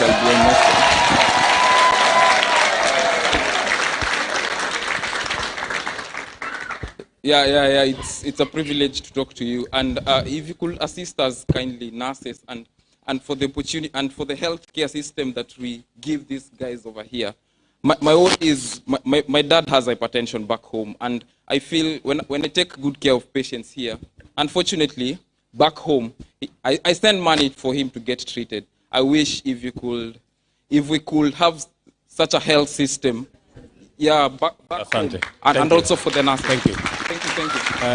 There was that gentleman, the gentleman there. That gentleman there. Mheshimiwa Rais. Yeah. Nina swali hapa. That's all right. That's all right. Yes. Your Excellency, the Deputy President, thank you very much for giving us the time. Mine is more looking at opportunities for veterans. There was a time we spoke to the Graves, Commonwealth Graves Society here, and they mentioned that there is a lot of people who fought in the World War, and they have not been commemorated. So I wanted to ask whether there is a way that when you're doing the proposal, you can add that, because we are working together with our 254 chair in that consideration. So that could be something that could be added. Thank you. And we can work together. Thank you. Let me start with him. Just hold your horse. Yeah. You will be next. Just you will be next. Yeah, we'll give the fellow with disability. Don't worry. Let me start with that gentleman. In our delegation, as you have heard, we are going to specifically have a charter with the diaspora. And we want that charter with the diaspora to be negotiated so that we have the priority issues. And amongst them, exactly what you're saying, David Ndii is going to be here. He is our economic guru. He is going to be here specifically to engage with you as we did with your colleagues in America on the priority areas. I recommend that because we are here for the next 2 days, that Dr. Masera, please facilitate so that the meeting with the people here through the chairman can be, because the people in the US documented, they gave us a written submission. If we can get the same from you, it will inform our priority list as we develop the charter with the diaspora. That's one. My good brother, the young man from Dandora, you have spoken to the heart of an issue that even had escaped my mind. Today, we are having a conversation that Kenyans in diaspora are contributing 400 billion shillings to our economy every year. They are the biggest stabilizers of our foreign exchange challenge. But we are not having the other conversation. The more important conversation is it possible for us to take it from 400 billion every year to 1 trillion? How do we leverage on our human capital? Because we have one of the best human capital anywhere in the world. How do we leverage on that human capital to grow the economy of our country? How do we do what the young man is saying there? How do we facilitate more nurses to work in the international space rather than many of the nurses, hanging around in our country when they cannot get an opportunity to work? Everybody who cannot get an opportunity to work in Kenya, is it possible for us to facilitate them to work elsewhere? To work in the diaspora. I think that's really the conversation we need to have. And we could easily take the earnings from the diaspora, like other countries have done, from 400 billion every year to 500, 1 trillion, and we can actually use it as an effective tool deliberately to sell our human capital. It is because you market what you have. We may not have gold, we may not have oil, but we have a human resource that we can use to make money. So that's really the conversation we have. And I agree with you that we need to make it that much more easy. I think when we signed the agreement, it produced the opposite result. Instead of making it easier for Kenyans to come to the UK, it has made it slightly difficult because now it brought in other issues. So we will need to straighten up those issues so that the original intention is achieved and we can get many more Kenyans into the diaspora to work and help support our economy as they support their families. And then the good lady has said, how do we make sure that this vote is not stolen? Let me give you my word. Yeah? Let me give you my word. This vote will not be stolen. Yeah? And if you look at me properly, I am not the type of a person that anybody can steal their vote from me. It's not possible. It's not possible. You know, it's not possible. And I have often said this, just for you to understand. We ran against the handshake people in Lungalung, in Msambweni. And this man led our team in Msambweni. This Salim Vuria. He led our team in Msambweni. We defeated the handshake group in Msambweni. We ran against the handshake group in Juja. We defeated them in Juja. We ran against the handshake people in Kiamba. And we defeated them in Kiamba. If they could not steal the vote in Kiamba, tell me how they are going to steal the vote anywhere. They will not steal nobody's vote. The only thing they can do is maybe to cause violence.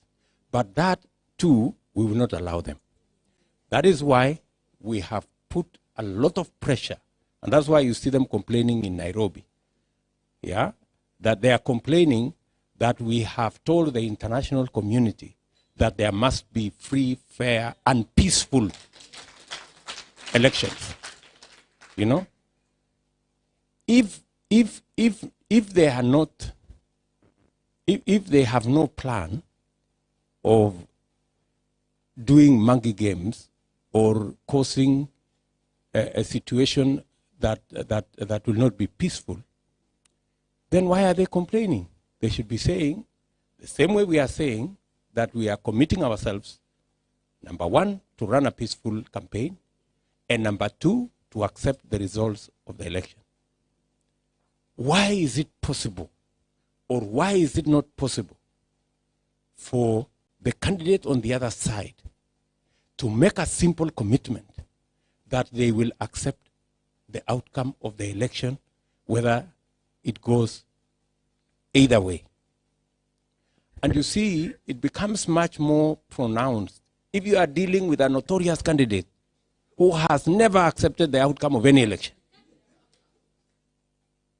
You know, so that's why we are telling them they must go back public, unequivocally commit that they will accept the outcome of this election, so that we can be on the same. We can be on the same plane. So that's my commitment to you. Those people, they will not even try. We have to go. We have to go. Okay, let me, that gentleman. Yeah, just let's hold it. Yes, sir.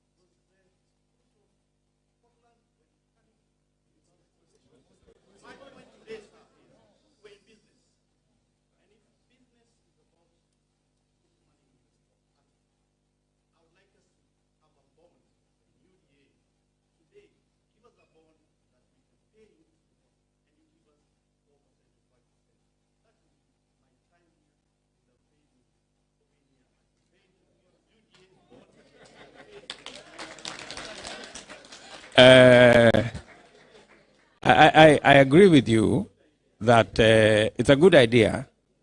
Maybe you are telling us that a bond does not necessarily be a government bond. That you can have also a political party. Just wait. You can also have a political party bond. Financial analysts will, we do not want to do something on the basis of guesswork.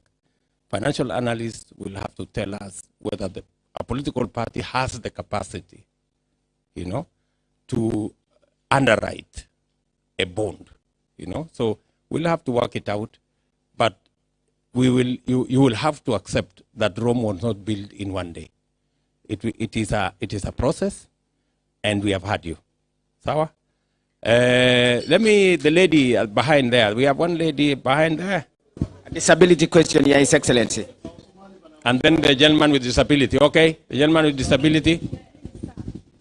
Thank you very much, all of you, those who did to hire this place and invited us all here, and to Your Excellency, the Deputy. Number one, where is Adam Barredo Ali?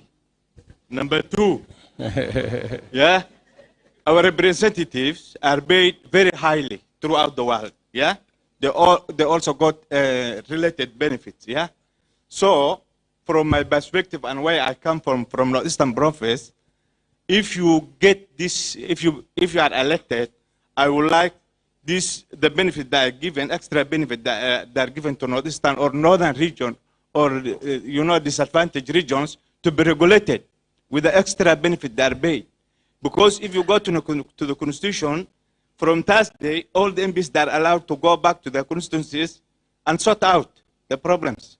They are paid mileage, they are paid entertainment, they are paid a lot of things.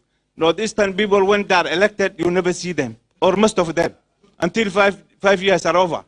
Number three, equal opportunity, okay?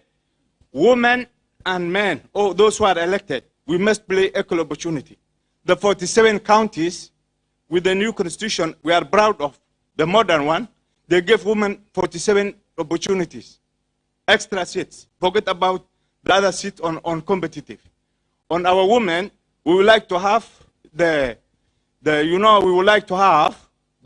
principle of Susan Kiiga and Mother Karua and many of them, like the woman from Vihiga tonight. Yeah, principle number one, transparency, equality, everything. Because these 47, what have they done differently from men? What are we proud of with this, this revolution? They brought new extra women into seats. In my region, I don't see them, or whatever. So we need equal opportunities for women to contribute. And another question on Northeastern, His Excellency. I think just so that of value in the legislature in Kenya. I know many people want to complain that they don't see the value of women members of parliament. I want to tell you, my good brother, there are many women that are running today for MPs, and I know 4 of them that we first nominated, they went and ran for those offices and won. So we must accept that affirmative action is necessary for us to bring the level of representation of both gender in the governance of our country. And you can never run away from that particular fact. Maybe I would agree with you that the women MP position should be treated like the parliamentary ones by making sure that there is adequate resources given to the women MPs so that their representation and their participation can be much more effective than what it is at the moment. I think those are the issues you raised. Yes, gentlemen? And then there is a lady behind there. Shimiwa, I heard you speaking about economy. I never heard you speaking of security. Our people are dying like a chicken every day. I've been slaughtered by these people called the devils, Al-Shabaab. What is your opinion, Mr. Deputy President? My speaking about the economy was deliberate. It was very deliberate. because I believe very strongly that part of what makes our young people available for recruitment into terrorist networks is because they have no opportunities. In fact, in America, we were having a conversation, and Ababu Namwamba was telling us about a situation where young people in Budalangi were actually being recruited into terrorist networks. Not because of any other reason.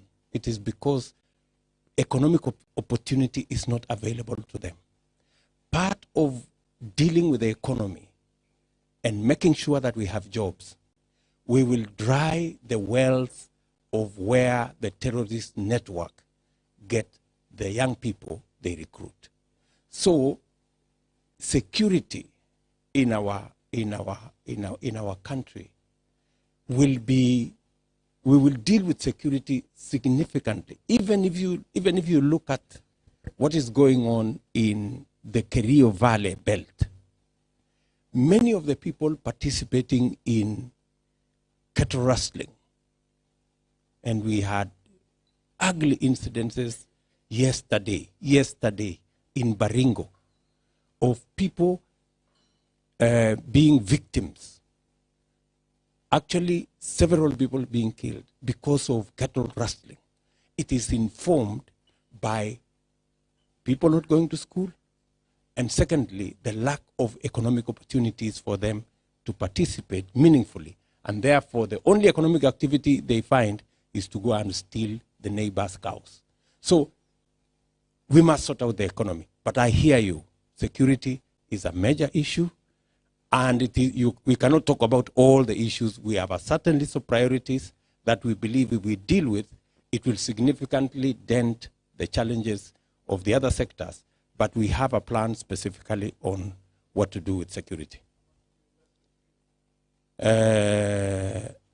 Excuse me?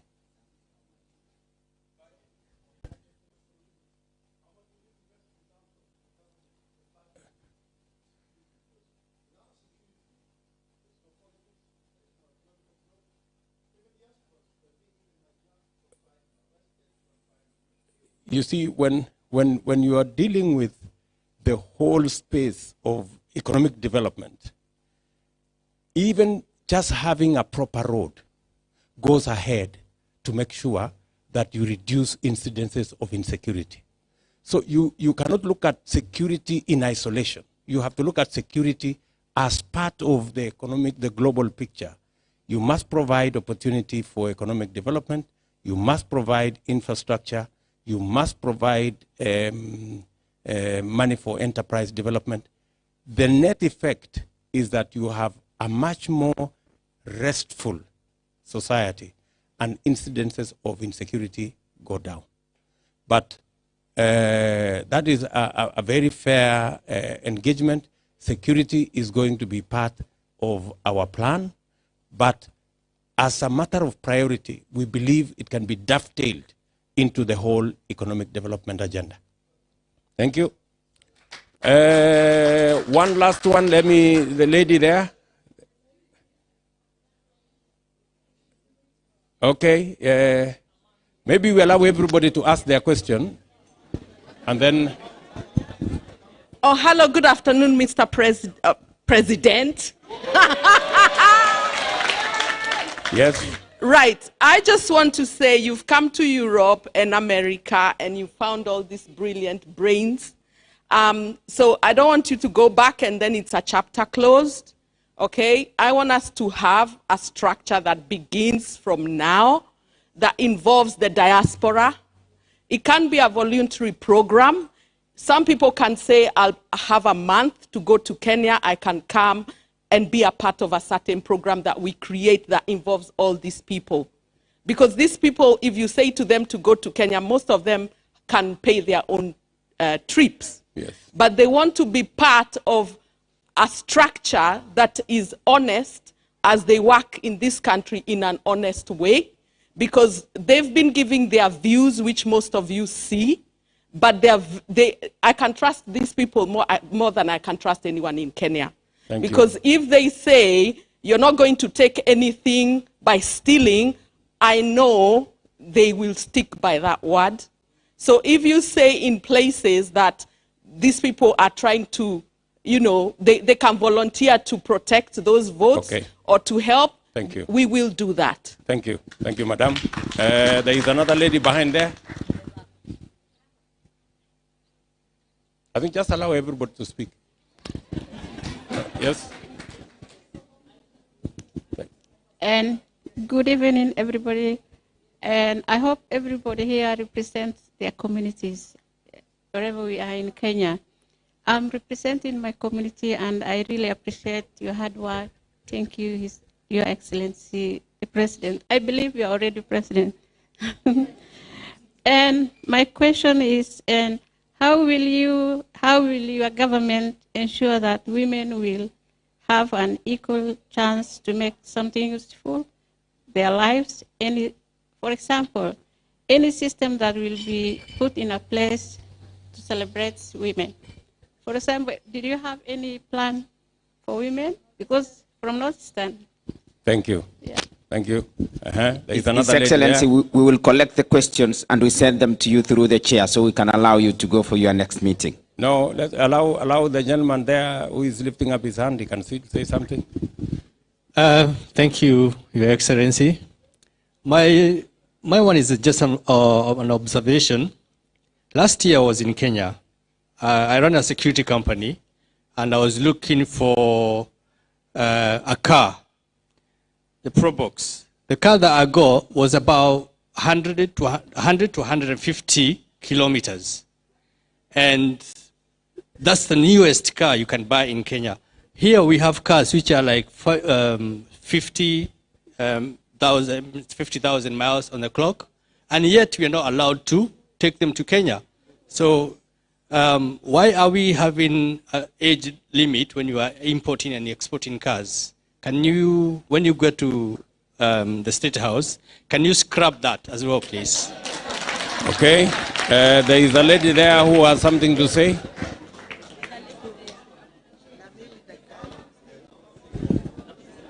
Yes, madam, the lady behind there. Give her a microphone. There is a lady behind there. Yes. Thank you very much, Deputy President, for everything we've had. I think I'm persuaded to actually now move on. You've given us a manifesto that I think has made some of us that perhaps have been confused in the past to actually now really realize that we now need to follow a structured manifesto that can help all of us. But my question is about agriculture. How are you going to help the farmer back home with all these opportunities that are happening, whereby the Western world are looking at Africa as a world basket for food? And yet, our people are growing food at a very expensive, the production is very expensive, and they are not able to compete on the international market based on, high cost of fertilizer and also just the labor. But above all, it's the market. How can we help our people to actually export what we are growing other than wasting a lot of food? Another question is about the borders are all open. So even when Mama Mboga is perhaps maybe have some tomatoes to sell, can actually not sell at a going price simply because Uganda is bringing in tomato that is costing 10 shillings. So we find that there's a lot of impunity for our farmers in Kenya, and we are not able actually to break through. I don't know what your government is going to do to support that. Thank you. I think let me start there. We have a whole program around farming, how to make sure we have subsidized fertilizer, how we remove brokers, how we eliminate cartels, how we make it possible for farmers to access the market minus all the distortions that happens in the manner in which you have suggested, that there must be deliberate market development of every value chain so that we can see from how you support the farmer to increase their productivity, how do you eliminate brokers, how do you remove cartels, and how do you make sure that farmer accesses their product to the market and get the best price they can. If you listen to me carefully, that is what I said will be the journey we will go with our farming community. The issue of cars and the aging cars and all that, that's a process that has to go with, it's a regional discussion.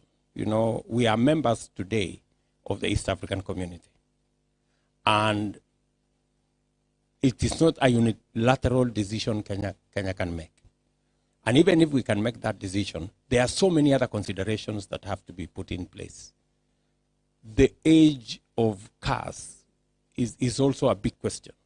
It is not possible for us to say any car can be imported to Kenya. It's not possible.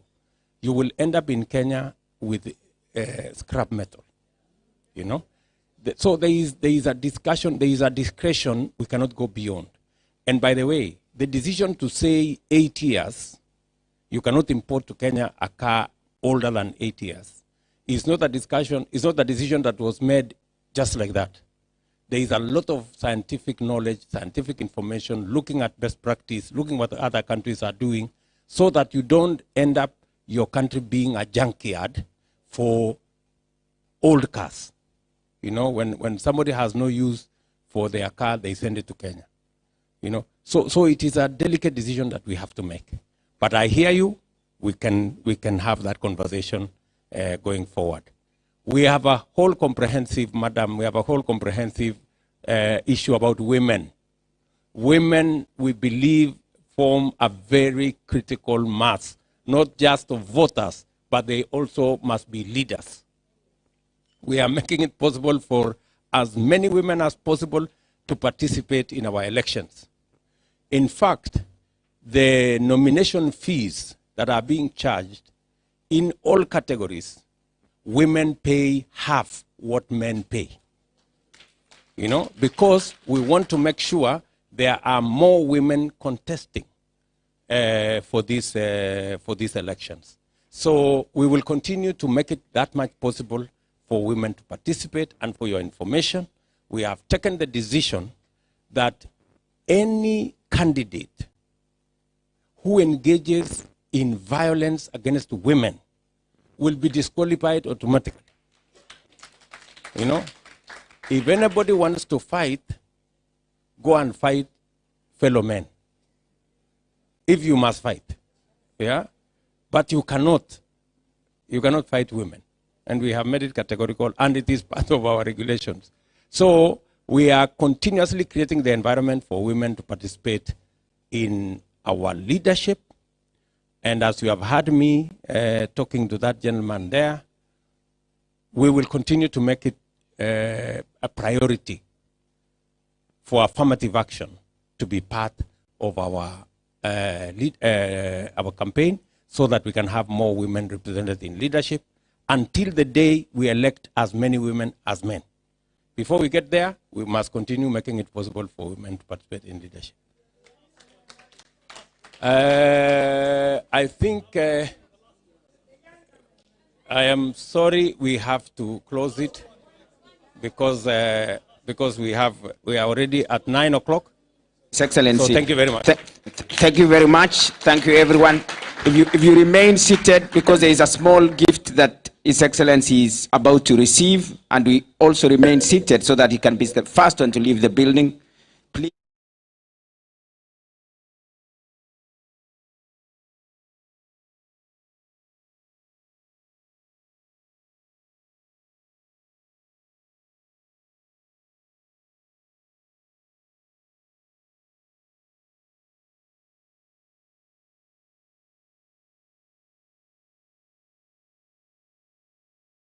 Gatundu South Member of Parliament Moses Kuria says his Chama cha Kazi party is in talks with Deputy President William Ruto's Kenya Kwanza alliance.